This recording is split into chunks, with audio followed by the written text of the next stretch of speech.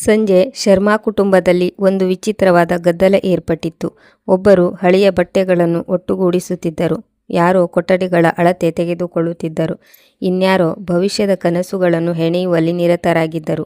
ಮೊದಲ ನೋಟಕ್ಕೆ ನೋಡುವವರು ಮನೆಯಲ್ಲಿ ಯಾವುದೋ ಶುಭ ಕಾರ್ಯದ ಸಿದ್ಧತೆ ನಡೆಯುತ್ತಿದೆ ಎಂದೇ ಭಾವಿಸುತ್ತಿದ್ದರು. ಆದರೆ ಸತ್ಯ ಬೇರೆಯದೇ ಇತ್ತು. ಮನೆಯ ಅತ್ಯಂತ ಹಿರಿಯ ಸದಸ್ಯರಾದ 70 ವರ್ಷದ ಅಮ್ಮನನ್ನು ಅದೇ ಸಂಜೆ ವೃದ್ಧಾಶ್ರಮಕ್ಕೆ ಕಳುಹಿಸುವ ನಿರ್ಧಾರವನ್ನು ಈಗಾಗಲೇ ತೆಗೆದುಕೊಳ್ಳಲಾಗಿತ್ತು. ಆಶ್ಚರ್ಯದ ವಿಷಯವೇನೆಂದರೆ, ಈ ನಿರ್ಧಾರದಿಂದ ಯಾರ ಕಣ್ಣೂ ಒದ್ದೆಯಾಗಿರಲಿಲ್ಲ.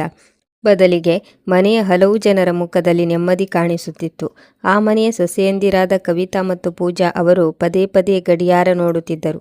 ಸುನೀತಾ ಅಕ್ಕ, ಅರೆ ಬೇಗ ಬೇಗ ಕೆಲಸ ಮುಗಿಸಿ, ಸಂಜೆಯಾಗುತ್ತಿದೆ. ಸಂಜೆ ಹೊಸ ಅಡ್ಮಿಷನ್ ಪ್ರೊಸೀಜರ್ ಮಾಡುವ ಮ್ಯಾನೇಜರ್ ಅಲ್ಲಿ ಇರುವುದಿಲ್ಲ ಎಂದು ಸುರೇಶ್ ಹೇಳುತ್ತಿದ್ದರು. ಅವನ ಸಮಯ ಕೇವಲ 6 ಗಂಟೆವರೆಗೆ ಮಾತ್ರ.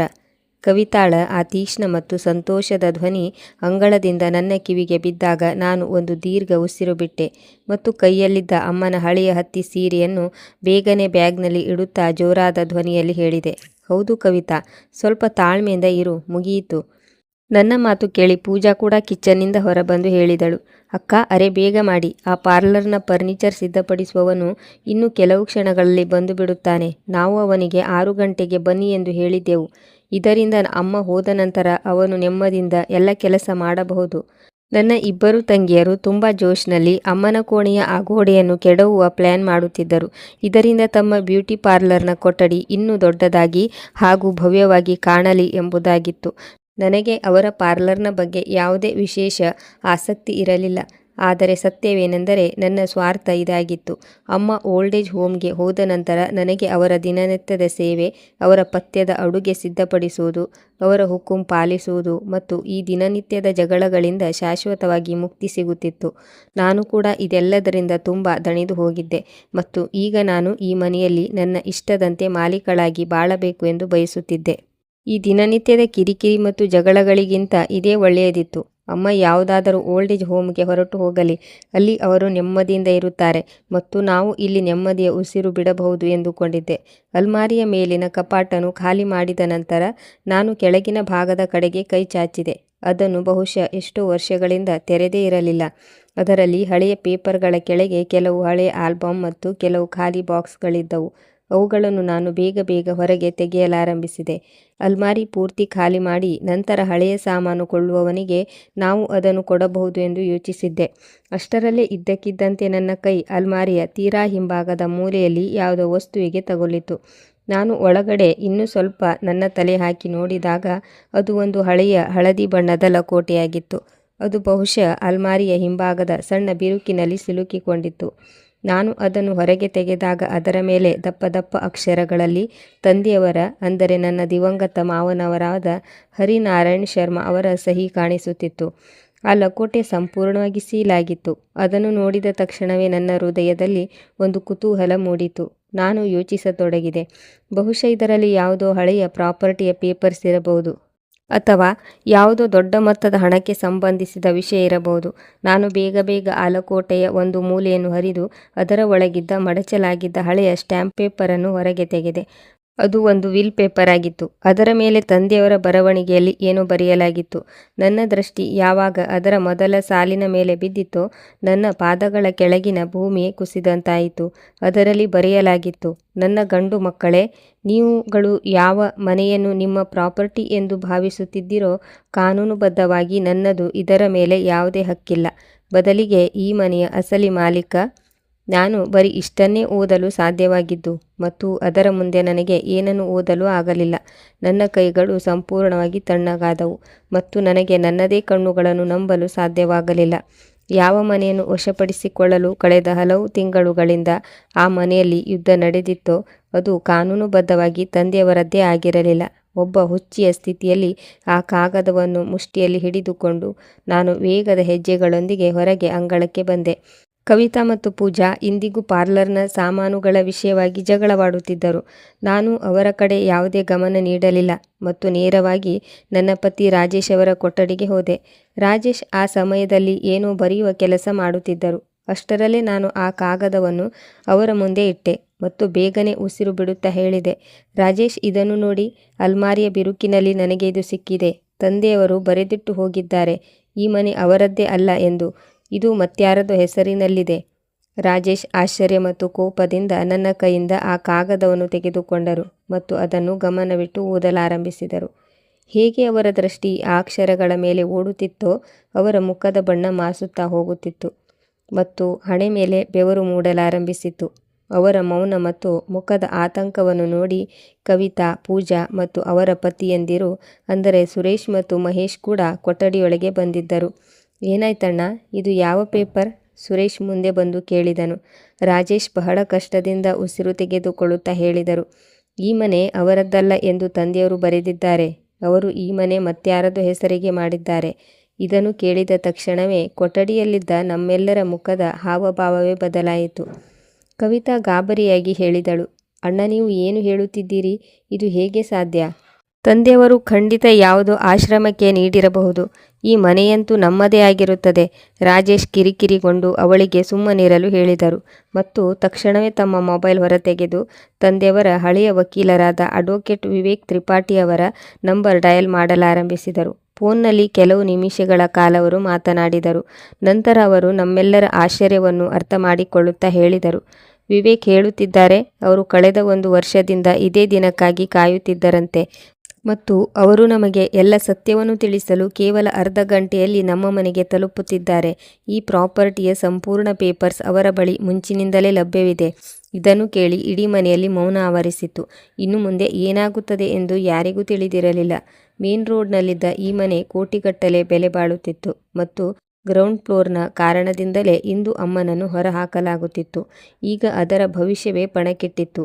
ನಾವೆಲ್ಲರೂ ಡ್ರಾಯಿಂಗ್ ರೂಮಿಗೆ ಬಂದು ಕುಳಿತುಕೊಂಡೆವು ಮತ್ತು ವಕೀಲರ ನಿರೀಕ್ಷೆ ಮಾಡಲಾರಂಭಿಸಿದೆವು. ಗಡಿಯಾರದ ಮುಳ್ಳುಗಳು ನಿಂತೇ ಹೋದಂತೆ ಭಾಸವಾಗುತ್ತಿತ್ತು ಮತ್ತು ಡ್ರಾಯಿಂಗ್ ರೂಮಿನಲ್ಲಿ ಎಷ್ಟು ಮೌನವಿತ್ತೆಂದರೆ ಎಲ್ಲರ ಉಸಿರಾಟದ ಶಬ್ದ ಕೂಡ ಸ್ಪಷ್ಟವಾಗಿ ಕೇಳಿಸುತ್ತಿತ್ತು. ಸೋಫಾ ಮೇಲೆ ಕುಳಿತಿದ್ದಾಗ ನನ್ನ ದೃಷ್ಟಿ ಎದುರಿನ ಗೋಡೆಯ ಮೇಲಿದ್ದ ತಂದೆಯವರ ಆ ದೊಡ್ಡ ಚಿತ್ರದ ಮೇಲೆ ಬಿದ್ದಿತು. ಅದರಲ್ಲಿ ಅವರು ನಗುತ್ತಿದ್ದರು ಮತ್ತು ಅವರ ಜೊತೆ ಅಮ್ಮ ಕೂಡ ನಿಂತಿದ್ದರು. ಆ ಚಿತ್ರವನ್ನು ನೋಡುತ್ತಿದ್ದಂತೆಯೇ ಮನಸ್ಸಿನಲ್ಲಿ 10 ವರ್ಷಗಳ ಹಿಂದೆ ಈ ಮನೆಗೆ ಸೊಸೆಯಾಗಿ ಬಂದ ಆ ದಿನಗಳು ನೆನಪಾದವು. ನಾನು ಒಂದು ಮಧ್ಯಮ ವರ್ಗದ ಕುಟುಂಬದಿಂದ ಬಂದವಳಾಗಿದ್ದೆ. ಹಾಗಾಗಿ ಇಷ್ಟೊಂದು ದೊಡ್ಡ ಶ್ರೀಮಂತ ಮನೆಗೆ ಹೆಜ್ಜೆ ಇಡುವಾಗ ನಾನು ಮನಸ್ಸಿನಲ್ಲೇ ತುಂಬ ಹೆದರುತ್ತಿದ್ದೆ. ಈ ಜನರ ನಡವಳಿಕೆ ಹೇಗಿರುತ್ತದೆಯೋ ಮತ್ತು ನಾನು ಇಲ್ಲಿ ಹೇಗೆ ಅಡ್ಜಸ್ಟ್ ಆಗುತ್ತೇನೋ ಎಂದುಕೊಂಡಿದ್ದೆ. ಆದರೆ ನನ್ನ ಈ ಎಲ್ಲ ಆತಂಕವನ್ನು ಅಮ್ಮ ಮೊದಲ ದಿನವೇ ದೂರ ಮಾಡಿದ್ದರು. ನನಗೆ ಇಂದಿಗೂ ನೆನಪಿದೆ. ಮದುವೆಯ ಮರುದಿನವೇ ನಾನು ಬೆಳಿಗ್ಗೆ ತಿಂಡಿ ಮಾಡಲು ಕಿಚನ್ಗೆ ಹೋದಾಗ ಅಮ್ಮ ಹಿಂದಿನಿಂದ ಬಂದು ತಕ್ಷಣವೇ ನನ್ನ ಕೈ ಹಿಡಿದುಕೊಂಡಿದ್ದರು. ಅವರು ಹೇಳಲಾರಂಭಿಸಿದರು, ಅರೆ, ಇನ್ನೂ ನಿನ್ನ ಕೈಗಳ ಮೆಹಂದಿ ಕೂಡ ಸರಿಯಾಗಿ ಮಸುಕಾಗಿಲ್ಲ ಮತ್ತು ನೀನು ಕಿಚನ್ಗೆ ಬಂದು ಬಿಟ್ಟಿದೀಯಾ? ನಡೆ ಹೋಗು, ಈಗ ಹೊಸದಾಗಿ ಮದುವೆಯಾಗಿದೆ, ಹೋಗಿ ವಿಶ್ರಾಂತಿ ಪಡೆ. ಸದ್ಯಕ್ಕೆ ಎಲ್ಲವನ್ನೂ ನಾನೇ ಸ್ವತಃ ಮಾಡುತ್ತೇನೆ. ನನ್ನ ಸೊಸೆಯಂತೂ ರಾಣಿಯಂತೆ ಇರುತ್ತಾಳೆ. ಇದನ್ನು ಕೇಳಿ ನಾನು ಆ ಸಮಯದಲ್ಲಿ ತುಂಬ ಸಂತೋಷಪಟ್ಟಿದ್ದೆ ಮತ್ತು ಸತ್ಯವೇನೆಂದರೆ ಅವರು ನನ್ನನ್ನು ನಿಜವಾಗಿಯೂ ಒಬ್ಬ ರಾಣಿಯಂತೆ ಇರಿಸಿದ್ದರು. ದಿನವಿಡೀ ಅವರು ನನ್ನಿಂದ ಯಾವುದೇ ದೊಡ್ಡ ಅಥವಾ ಭಾರವಾದ ಕೆಲಸ ಮಾಡಿಸುತ್ತಿರಲಿಲ್ಲ ಮತ್ತು ಒಂದು ವೇಳೆ ನಾನು ಏನಾದರೂ ಮಾಡಲು ಹೋದರೆ ನನ್ನನ್ನು ಬಲವಂತವಾಗಿ ಕೋಣೆಗೆ ಕಳುಹಿಸುತ್ತಿದ್ದರು. ತಂದೆಯವರು ಕೂಡ ಸಂಜೆ ಅಂಗಡಿಯಿಂದ ಬರುವಾಗ ನನಗಾಗಿ ಯಾವುದಾದರೂ ತಿಂಡಿ ತಿನಿಸುಗಳನ್ನು ಖಂಡಿತ ತರುತ್ತಿದ್ದರು. ರಾಜೇಶ್ ಈ ಮನೆಯ ದೊಡ್ಡ ಮಗನಾಗಿದ್ದರು, ಆದರೆ ಅವರು ಸ್ವಲ್ಪ ಬೇರೆಯವರ ಮಾತು ಕೇಳುತ್ತಿದ್ದರು. ಆದರೆ ತಂದೆಯವರು ಮತ್ತು ಅಮ್ಮ ಇರುವಾಗ ಅವರಿಗೆ ನನ್ನೊಂದಿಗೆ ಜೋರಾದ ಧ್ವನಿಯಲ್ಲಿ ಮಾತನಾಡುವ ಧೈರ್ಯವೂ ಇರಲಿಲ್ಲ. ಆ ಮನೆ ಆ ಸಮಯದಲ್ಲಿ ನನಗೆ ಸಂತೋಷದ ತಾಣವಾಗಿ ಕಾಣಿಸುತ್ತಿತ್ತು. ಅಲ್ಲಿ ಕೇವಲ ಪ್ರೀತಿ ಮತ್ತು ನೆಮ್ಮದಿ ಇತ್ತು. ನಂತರ ಆ ದಿನ ಬಂದಿತ್ತು. ಯಾವಾಗ ನಾನು ತಾಯಿಯಾಗುತ್ತಿದ್ದೇನೆ ಎಂದು ಅಮ್ಮನಿಗೆ ತಿಳಿಯಿತೋ ಆ ದಿನವಂತೂ ಅವರ ಸಂತೋಷಕ್ಕೆ ಪಾರವೇ ಇರಲಿಲ್ಲ. ಅವರು ಇಡೀ ಬಡಾವಣೆಗೆ ಸಿಹಿ ಹಂಚಿದರು ಮತ್ತು ಬಡವರಿಗೆ ದಾನ ನೀಡಿದರು. ಅವರು ಹಗಲು ರಾತ್ರಿ ನನ್ನ ಬಗ್ಗೆ ತುಂಬ ಚೆನ್ನಾಗಿ ಕಾಳಜಿ ವಹಿಸಲು ಪ್ರಾರಂಭಿಸಿದ್ದರು. ಕೆಲವೊಮ್ಮೆ ಹೇಳುತ್ತಿದ್ದರು, ಮಗಳೇ, ನೀನು ಮೆಟ್ಟಿಲು ಹತ್ತಬೇಡ. ಒಂದು ವೇಳೆ ಎಂದಾದರೂ ನನ್ನ ಕಾಲಿಗೆ ತೊಂದರೆಯಾದರೆ ಅವರು ಇದನ್ನು ಹೇಳುತ್ತಿದ್ದರು, ನಾನು ನಿನ್ನ ಕಾಲು ಒತ್ತುತ್ತೇನೆ, ನೀನು ರೆಸ್ಟ್ ಮಾಡು, ಈ ಎಲ್ಲ ಕೆಲಸ ನಾನೇ ಸ್ವತಃ ಮಾಡುತ್ತೇನೆ. ಅಮ್ಮ ಪ್ರತಿಕ್ಷಣ ನನ್ನ ಮುಂದೆ ಹಿಂದೆ ಸುತ್ತುತ್ತಿದ್ದರು ಮತ್ತು ನನಗೆ ಇಷ್ಟವಾದ ತಿಂಡಿ ತಿನಿಸುಗಳ ಬಗ್ಗೆ ತುಂಬ ಕಾಳಜಿ ವಹಿಸುತ್ತಿದ್ದರು. ನಾನು ಅನೇಕ ಬಾರಿ ನಿರಾಕರಿಸುತ್ತಿದ್ದೆ. ಅಮ್ಮ, ನಿಮಗೆ ವಯಸ್ಸಾಗಿದೆ, ನೀವು ಈ ರೀತಿ ಮಾಡಿ ನನ್ನನ್ನು ಮುಜುಗರಕ್ಕೆ ಈಡು ಮಾಡಬೇಡಿ ಎನ್ನುತ್ತಿದ್ದೆ. ಆಗ ಅವರು ನಗುತ್ತಾ ಹೇಳುತ್ತಿದ್ದರು, ನೀನು ಈ ಮನೆಗೆ ಸಂತೋಷ ತರುತ್ತಿದ್ದೀಯಾ? ಒಂದು ವೇಳೆ ನಾನು ನಿನ್ನ ಸೇವೆ ಮಾಡದಿದ್ದರೆ ಇನ್ಯಾರ ಸೇವೆ ಮಾಡಲಿ? ಮತ್ತು ನಂತರ ಆರವ್ ಜನಿಸಿದಾಗ ತಂದೆಯವರು ಆ ಖುಷಿಯಲ್ಲಿ ತಮ್ಮ ಅಂಗಡಿ ಮತ್ತು ಫ್ಯಾಕ್ಟರಿಯ ಎಲ್ಲ ಕಾರ್ಮಿಕರಿಗೆ 1 ತಿಂಗಳ ಸಂಬಳವನ್ನು ಅಡ್ವಾನ್ಸ್ ಆಗಿ ನೀಡಿಬಿಟ್ಟಿದ್ದರು. ಆರವಂತೂ ಅಮ್ಮನ ಪ್ರಾಣವೇ ಆಗಿದ್ದನು. ಅವರು ಅವನನ್ನು ದಿನವಿಡೀ ಮಡಿಲಲ್ಲಿ ಹೊತ್ತು ತಿರುಗುತ್ತಿದ್ದರು ಮತ್ತು ಅವನ ಸಣ್ಣ ಸಣ್ಣ ತುಂಟಾಟಗಳಿಗೆ ತುಂಬ ಸಂತೋಷ ಪಡುತ್ತಿದ್ದರು. ಜೀವನವು ತುಂಬ ನೆಮ್ಮದಿಯಿಂದ ಮತ್ತು ಸುಂದರವಾಗಿ ಸಾಗುತ್ತಿತ್ತು. ಆದರೆ ಮನುಷ್ಯನ ಸ್ವಭಾವ ತುಂಬ ವಿಚಿತ್ರವಾಗಿರುತ್ತದೆ ಮತ್ತು ಪರಿಸ್ಥಿತಿಗಳು ಯಾವಾಗ ಬದಲಾಗುತ್ತವೆ ಎಂದು ತಿಳಿಯುವುದೇ ಇಲ್ಲ. ಇದು ನನಗೆ ಕೆಲವು ವರ್ಷಗಳ ನಂತರ ಅರ್ಥವಾಯಿತು. ಯಾವಾಗ ಮನೆಯಲ್ಲಿ ಸುರೇಶ್ ಮತ್ತು ಮಹೇಶ್ ಅವರ ಮದುವೆಗಳಾದವೋ ಆಗ ಕವಿತಾ ಮತ್ತು ಪೂಜಾ ಈ ಮನೆಗೆ ಹೊಸ ಸೊಸೆಯಂದಿರಾಗಿ ಬಂದರು. ಇಬ್ಬರು ಗಂಡು ಮಕ್ಕಳ ಮದುವೆ ಕೇವಲ ಕೆಲವು ತಿಂಗಳ ಅಂತರದಲ್ಲೇ ನಡೆದಿತ್ತು ಮತ್ತು ಇಬ್ಬರು ಸೊಸೆಯಂದಿರು ತುಂಬ ಚುರುಕಾದ, ಕುತಂತ್ರಿ ಮತ್ತು ಸ್ವಾರ್ಥಿ ಸ್ವಭಾವದವರಾಗಿದ್ದರು. ಅವರು ಬರುತ್ತಿದ್ದಂತೆಯೇ ಮನೆಯ ಹವಾಮಾನವೇ ಬದಲಾಯಿತು. ಆರಂಭದಲ್ಲಂತೂ ಅವರು ತುಂಬ ಮೃದುವಾಗಿ ನಡೆದುಕೊಂಡರು. ಆದರೆ ಶೀಘ್ರದಲ್ಲೇ ಅವರು ಅಡುಗೆ ಮನೆಯಿಂದ ಹಿಡಿದು ಇಡೀ ಮನೆಯ ಮೇಲೆ ತಮ್ಮ ಆಡಳಿತ ಚಲಾಯಿಸಲು ಪ್ರಾರಂಭಿಸಿದರು. ಒಂದು ದಿನ ಅಡುಗೆ ಮನೆಯಲ್ಲಿ ಅಡುಗೆ ಮಾಡುತ್ತಿದ್ದೆ. ಕವಿತಾ ತರಕಾರಿ ಕತ್ತರಿಸುತ್ತಾ ಹೇಳಿದಳು, ಅಕ್ಕ, ನೀವು ತುಂಬ ಮುಗ್ಧರಿದ್ದೀರಿ. ಇಡೀ ದಿನ ಅಡುಗೆ ಮನೆಯ ಸೆಕೆಯಲ್ಲಿ ಕರಗುತ್ತಿರುತ್ತೀರಿ ಮತ್ತು ಅಮ್ಮ ನಿಮ್ಮನ್ನು ದಡ್ಡರನ್ನಾಗಿ ಮಾಡಿ ತಮ್ಮ ಸನ್ನೆಗಳ ಮೇಲೆ ನೃತ್ಯ ಮಾಡಿಸುತ್ತಿದ್ದಾರೆ. ನೋಡಿ, ನಮ್ಮಿಂದಂತೂ ಇದೆಲ್ಲ ಆಗುವುದಿಲ್ಲ. ನಾವು ನಮ್ಮ ಕೆಲಸಕ್ಕಾಗಿ ಯಾವುದಾದರೂ ಕೆಲಸದವಳನ್ನು ಇಡಲು ನಮ್ಮ ಪತಿಯಂದಿರಿಗೆ ಹೇಳಿಬಿಡುತ್ತೇವೆ. ನಾನು ಅವಳಿಗೆ ತಿಳಿ ಹೇಳಲು ಪ್ರಯತ್ನಿಸಿದೆ. ಕವಿತಾ, ಅಮ್ಮ ಹಿರಿಯರು ಮತ್ತು ಅವರು ಹೇಳಿದ ಕೆಲಸ ಮಾಡುವುದು ನಮ್ಮ ಜವಾಬ್ದಾರಿ. ಈ ಮಾತಿಗೆ ಅವಳು ನಗುತ್ತಾ ಹೇಳಿದಳು, ಹ್ಞೂ ಅಕ್ಕ, ಜವಾಬ್ದಾರಿ ಬರೀ ನಿಮ್ಮದೊಂದೇ ಅಲ್ಲವಲ್ಲ, ನಾವು ಈ ಮನೆಯ ಸೊಸೆಯಂದಿರು. ಆದರೆ ಅಮ್ಮನ ನಡವಳಿಕೆ ಆಗಿದೆ. ಅವರು ಕೇವಲ ಪ್ರತಿ ವಿಷಯದಲ್ಲೂ ತಪ್ಪುಗಳನ್ನು ಹುಡುಕುತ್ತಿರುತ್ತಾರೆ. ನಿನ್ನೆ ನಾನು ಮಾಡಿದ ಪಲ್ಯದಲ್ಲಿ ಸ್ವಲ್ಪ ಉಪ್ಪು ಹೆಚ್ಚು ಮಾಡಿದ್ದಕ್ಕೆ ಎಲ್ಲರ ಎದುರು ನನ್ನ ಅಪಮಾನ ಮಾಡುತ್ತಿದ್ದರು. ನಿಮಗಂತೂ ಗೊತ್ತೇ ಇದೆ ಅವರ BP ಹೈ ಇರುತ್ತದೆ ಎಂದು. ಆದರೂ ಪ್ರತಿಕ್ಷಣ ಮಸಾಲೆಯುಕ್ತ ಆಹಾರವನ್ನೇ ಕೇಳುತ್ತಿರುತ್ತಾರೆ. ಅವರ ಹಳೆಯ ಅಭ್ಯಾಸ ಹೋಗುತ್ತಿಲ್ಲ. ಇನ್ನೊಂದು ಬದಿಯಲ್ಲಿ ಪೂಜಾ ಕೂಡ ಹಿಂದೆ ಬೀಳಲಿಲ್ಲ. ಅವಳು ಆಗಾಗ ತನ್ನ ಪತಿ ಮಹೇಶ್ನ ಕಿವಿ ತುಂಬುತ್ತಿದ್ದಳು. ಒಂದು ರಾತ್ರಿ ನಾನು ಅಡುಗೆ ಮನೆಗೆ ಹೋಗುತ್ತಿದ್ದಾಗ ಮಹೇಶ್ನ ಕೊಠಡಿಯ ಬಾಗಿಲು ಸ್ವಲ್ಪ ತೆರೆದಿತ್ತು ಮತ್ತು ಪೂಜಾಳ ಧ್ವನಿ ಹೊರಗೆ ಕೇಳುತ್ತಿತ್ತು. ಅವಳು ಕೋಪದಿಂದ ಹೇಳುತ್ತಿದ್ದಳು, ನಮಗೆ ಈ ಮನೆಯಲ್ಲಿ ಗೌರವವೇ ಇಲ್ಲ. ಪೂರ್ತಿ ಜವಾಬ್ದಾರಿಯನ್ನು ಅಮ್ಮ ಮತ್ತು ದೊಡ್ಡ ಅಕ್ಕ ಹಿಡಿದುಕೊಂಡಿದ್ದಾರೆ. ನೀವು ದಿನವಿಡೀ ಅಂಗಡಿಯಲ್ಲಿ ತಂದೆಯವರ ಬೈಗುಳ ಕೇಳುತ್ತೀರಿ ಮತ್ತು ನಾನು ಇಲ್ಲಿ ಮನೆಯಲ್ಲಿ ಅತ್ತೆಯ ಮಾತುಗಳನ್ನು ಕೇಳಿಸಿಕೊಳ್ಳುತ್ತಿರಬೇಕು. ಎಲ್ಲಿಯವರೆಗೆ ನಾವು ಈ ರೀತಿಯ ಗುಲಾಮಗಿರಿ ಜೀವನ ನಡೆಸಬೇಕು? ನೀವು ನಿಮ್ಮ ಸಹೋದರರ ಜೊತೆ ಈ ವಿಷಯವಾಗಿ ಮಾತನಾಡಿ. ತಂದೆಯವರಿಂದ ನಿಮ್ಮ ಪಾಲು ಕೇಳಬಾರದೇಕೆ? ಈ ದಿನನಿತ್ಯದ ಮಸಾಲಾ ಸವರಿದ ವಿಷಪೂರಿತ ಮಾತುಗಳು ಮನೆಯ ಸುಖ ಶಾಂತಿಯನ್ನು ಸಂಪೂರ್ಣವಾಗಿ ಭಂಗಗೊಳಿಸಿದವು. ಅವರಿಬ್ಬರು ಕೆಲವೊಮ್ಮೆ ಊಟ ತಿಂಡಿಯಲ್ಲಿ ತಪ್ಪು ಹುಡುಕುತ್ತಿದ್ದರು. ಮತ್ತೊಮ್ಮೆ ಅಮ್ಮನ ಮಾತಿಗೆ ತಪ್ಪು ಅರ್ಥ ಕಲ್ಪಿಸಿ ಮನೆಯಲ್ಲಿ ದೊಡ್ಡ ಗದ್ದಲ ಸೃಷ್ಟಿಸುತ್ತಿದ್ದರು. ನಾನು ಆರಂಭದಲ್ಲಿ ಅಮ್ಮನ ಪರವಾಗಿ ಮಾತನಾಡುತ್ತಿದ್ದೆ. ಆದರೆ ದಿನನಿತ್ಯದ ಜಗಳಗಳಿಂದ ಬೇಸತ್ತು ಹೋಗಿದ್ದ ಕಾರಣ ನನ್ನ ಮನಸ್ಸಿನಲ್ಲೂ ಸ್ವಾರ್ಥ ಮೂಡಲಾರಂಭಿಸಿತು. ನಾನು ಯೋಚಿಸಿದೆ, ಒಂದು ವೇಳೆ ನಾನು ಅಮ್ಮನ ಪರವಾಗಿ ಮಾತನಾಡಿದರೆ ಇವರಿಬ್ಬರು ನನ್ನ ಬದುಕನ್ನೇ ಕಷ್ಟಕ್ಕೆ ತಳ್ಳುತ್ತಾರೆ. ಆದರೂ ಸತ್ಯ ಏನೆಂದರೆ ನನಗೆ ಈಗ ಅಮ್ಮನ ದಿನನಿತ್ಯದ ಕೆಲಸಗಳ ಮೇಲೆ ತುಂಬ ಕೋಪ ಬರಲಾರಂಭಿಸಿತು. ಅವರು ನನಗೆ ಹೊರೆಯಾಗಿ ಕಾಣತೊಡಗಿದ್ದರು.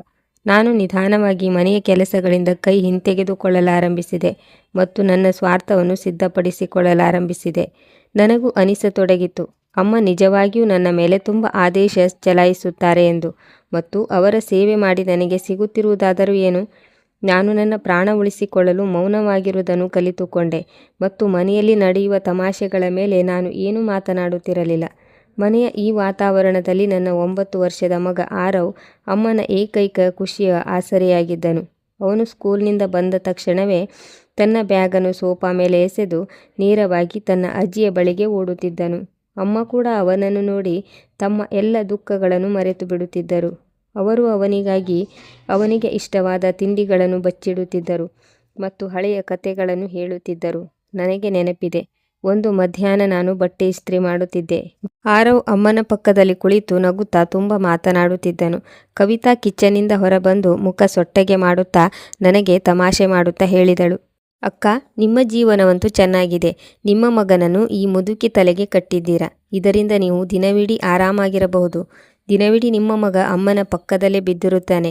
ನಾಳೆ ಅವನು ಕೂಡ ಆ ಮುದುಕಿಯಂತೆ ಅನಾರೋಗ್ಯ ಪೀಡಿತ ಮತ್ತು ಕಿರಿಕಿರಿ ಸ್ವಭಾವದವನಾಗದಿರಲಿ. ಎಂತಹ ತಾಯಿ ನೀವು! ನಿಮಗೆ ನಿಮ್ಮ ಮಗನ ಬಗ್ಗೆ ಸ್ವಲ್ಪವೂ ಕಾಳಜಿ ಇಲ್ಲ. ಪೂಜಾ ಕೂಡ ತನ್ನ ಕೊಠಡಿಯಿಂದ ಹೊರಬಂದು ಹೇಳಲಾರಂಭಿಸಿದಳು. ಮತ್ತೇನು ಅಕ್ಕ, ಅಮ್ಮ ಅವನನ್ನು ತಲೆ ಮೇಲೆ ಕುಳಿಸಿಕೊಂಡಿದ್ದಾರೆ. ಅವರೇ ಅವನನ್ನು ಅತಿಯಾದ ಮುದ್ದಿನಿಂದ ಕೆಡಿಸಿಬಿಡುತ್ತಾರೆ. ಅವರಿಬ್ಬರ ಮಾತು ಕೇಳಿ ನನಗೆ ಕೋಪ ಬರಲಾರಂಭಿಸಿತು. ಆದರೆ ಅವರ ವಿಷಪೂರಿತ ಮಾತುಗಳಿಂದ ನಾನು ತಕ್ಷಣವೇ ಅಮ್ಮನ ಕೊಠಡಿಗೆ ಹೋದೆ ಮತ್ತು ಆರವನ ಕೈ ಹಿಡಿದು ಕಠಿಣವಾಗಿ ಎಳೆಯುತ್ತಾ ಹೊರಗೆ ಕರೆತಂದೆ. ನನಗೆ ನನ್ನ ಅಜ್ಜಿಯ ಬಳಿ ಹೋಗಬೇಕು ಎಂದು ಅವನು ಅಳುತ್ತಿದ್ದ. ಆದರೆ ನಾನು ಅವನಿಗೆ ಜೋರಾಗಿ ಗದರಿಸಿದೆ. ಎಚ್ಚರ, ಒಂದು ವೇಳೆ ನೀನು ನಿನ್ನ ಅಜ್ಜಿಯ ಬಳಿ ಹೋದರೆ ಅಷ್ಟೇ. ಅವರಿಗೆ ತೊಂದರೆ ಕೊಡಬೇಡ. ಹೋಗಿ ನಿನ್ನ ಹೋಮ್ವರ್ಕ್ ಮಾಡು.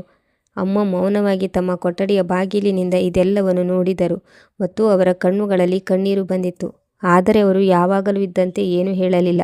ಇಂದು ನಾನು ಇದೆಲ್ಲವನ್ನು ಯೋಚಿಸುವಾಗ ನನ್ನ ಹೃದಯ ಹೇಳುತ್ತಿದೆ, ನಾನು ನನ್ನ ಸುಳ್ಳು ಅಹಂಕಾರ ಮತ್ತು ಅವರಿಬ್ಬರ ಹೆದರಿಕೆಯಿಂದ ನನ್ನ ಮುಗ್ಧ ಮಗನನ್ನು ಅಷ್ಟು ಪ್ರೀತಿಯಿಂದ ಸಾಕಿದ್ದ ಅವನ ಅಜ್ಜಿಯಿಂದ ದೂರ ಮಾಡಿದ್ದೆ. ಸಮಯ ಕಳೆಯುತ್ತಾ ಹೋಯಿತು ಮತ್ತು ತಂದೆಯವರ ಅಂಗಡಿ ಹಾಗೂ ಫ್ಯಾಕ್ಟರಿಯ ಕೆಲಸ ಕೂಡ ಸಾಗುತ್ತಿತ್ತು. ಆದರೆ ಆ ಮೂವರು ಸಹೋದರರ ದೃಷ್ಟಿ ತಂದೆಯವರ ಪ್ರಾಪರ್ಟಿಯ ಮೇಲೆಯೇ ನೆಟ್ಟಿತ್ತು. ತಂದೆಯವರ ನಿಧನಕ್ಕೆ ಕೇವಲ 2 ವಾರಗಳ ಮುಂಚಿನ ಮಾತು ಇದು.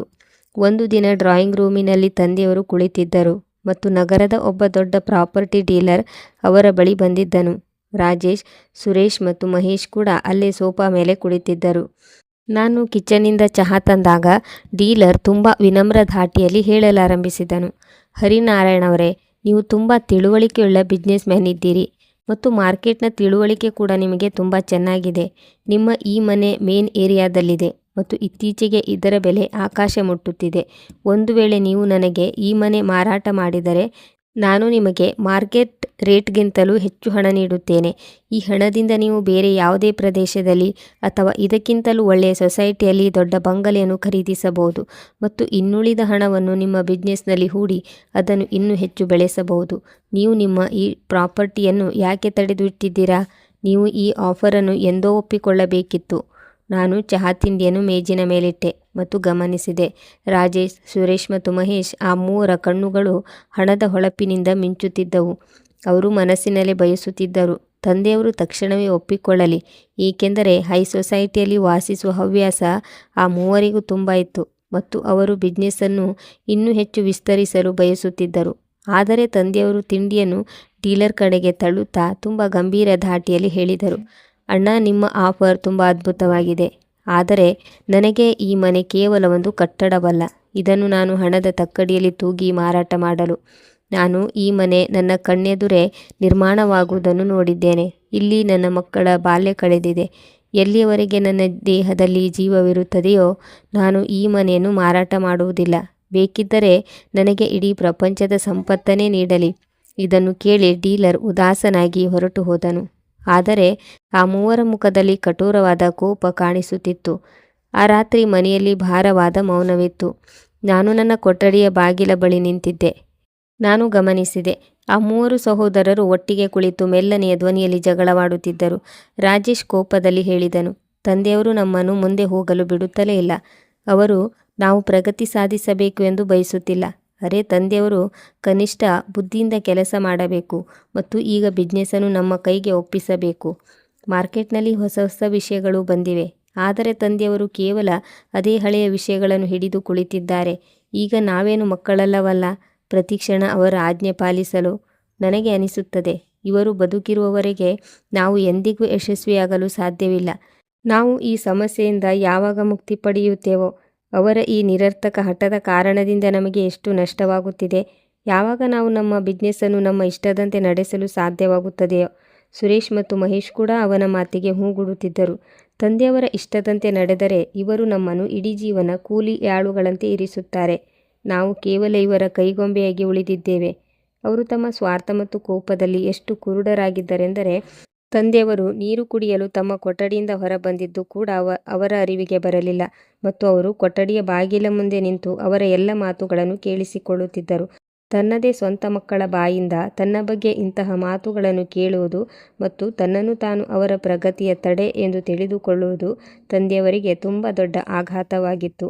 ಅವರಿಗೆ ಅದನ್ನು ಸಹಿಸಿಕೊಳ್ಳಲು ಸಾಧ್ಯವಾಗಲಿಲ್ಲ ಮತ್ತು ಇದ್ದಕ್ಕಿದ್ದಂತೆ ಅವರ ಕೈಯಿಂದ ನೀರಿನ ಗ್ಲಾಸ್ ನೆಲಕ್ಕೆ ಜಾರಿ ಬಿದ್ದಿತು ಮತ್ತು ಒಂದು ಭೀಕರವಾದ ಶಬ್ದ ಇಡೀ ಮನೆಯಲ್ಲಿ ಪ್ರತಿಧ್ವನಿಸಿತು. ಇದರಿಂದ ನಾವೆಲ್ಲರೂ ಗಾಬರಿಯಾಗಿ ಹೊರಗೆ ಬಂದೆವು ಮತ್ತು ತಂದೆಯವರು ತಮ್ಮ ಎದೆಯನ್ನು ಗಟ್ಟಿಯಾಗಿ ಹಿಡಿದುಕೊಂಡು ನೆಲದ ಮೇಲೆ ಬಿದ್ದಿದ್ದರು. ತಮ್ಮ ಮಕ್ಕಳ ವಿಷಪೂರಿತ ಮಾತುಗಳು ಅವರ ಹೃದಯವನ್ನು ಒಡೆದಿದ್ದವು ಮತ್ತು ಅಲ್ಲಿ ಅವರಿಗೆ ಭೀಕರವಾದ ಹಾರ್ಟ್ ಅಟ್ಯಾಕ್ ಬಂದಿತ್ತು. ನಾವು ಅವರನ್ನು ತಕ್ಷಣ ಆಸ್ಪತ್ರೆಗೆ ಕರೆದೊಯ್ದೆವು, ಆದರೆ ಅವರು ಬದುಕಲಿಲ್ಲ. ಇದ್ದಕ್ಕಿದ್ದಂತೆ ಸಂಭವಿಸಿದ ಅವರ ಸಾವು ಮನೆಯ ಅಡಿಪಾಯವನ್ನೇ ಅಲ್ಲಾಡಿಸಿತು. ಆದರೆ ಸತ್ಯ ಹೇಳಬೇಕೆಂದರೆ ಆ ಮಕ್ಕಳ ಹೃದಯದಲ್ಲಿ ದುಃಖಕ್ಕಿಂತ ಹೆಚ್ಚಾಗಿ ಪ್ರಾಪರ್ಟಿ ಸಿಗುವ ಖುಷಿ ಮತ್ತು ಸ್ವಾತಂತ್ರ್ಯದ ಭಾವನೆ ಇತ್ತು. ತಂದೆಯವರ ನಿಧನದ ನಂತರ ಮನೆಯ ವಾತಾವರಣ ಸಂಪೂರ್ಣವಾಗಿ ಬದಲಾಯಿತು. ಕಷ್ಟದಿಂದ ಕೇವಲ ಕೆಲವು ದಿನಗಳಷ್ಟೇ ಕಳೆದಿದ್ದವು. ಅಷ್ಟರಲ್ಲೇ ಕವಿತಾ ಮತ್ತು ಪೂಜಾ ತಮ್ಮ ಅಸಲಿ ಬಣ್ಣ ತೋರಿಸಲು ಪ್ರಾರಂಭಿಸಿದರು. ತಂದೆಯವರು ಇರುವಾಗಲಂತೂ ಅವರಿಗೆ ಏನೂ ಮಾತನಾಡುವ ಧೈರ್ಯವಿರುತ್ತಿರಲಿಲ್ಲ. ಆದರೆ ಈಗ ಮನೆಯ ಯಾವುದೇ ಮುಖ್ಯಸ್ಥರೂ ಇರಲಿಲ್ಲ ಮತ್ತು ಅಮ್ಮ ಯಾವಾಗಲೂ ತಮ್ಮದೇ ದುಃಖದಲ್ಲಿ ಮುಳುಗಿರುತ್ತಿದ್ದರು. ಒಂದು ಬೆಳಿಗ್ಗೆ ನಾವೆಲ್ಲರೂ ಡೈನಿಂಗ್ ಟೇಬಲ್ ಮುಂದೆ ಕುಳಿತಿದ್ದೆವು. ಆ ಸಮಯದಲ್ಲಿ ಅಮ್ಮ ತಮ್ಮ ಕೊಠಡಿಯಲ್ಲಿದ್ದರು.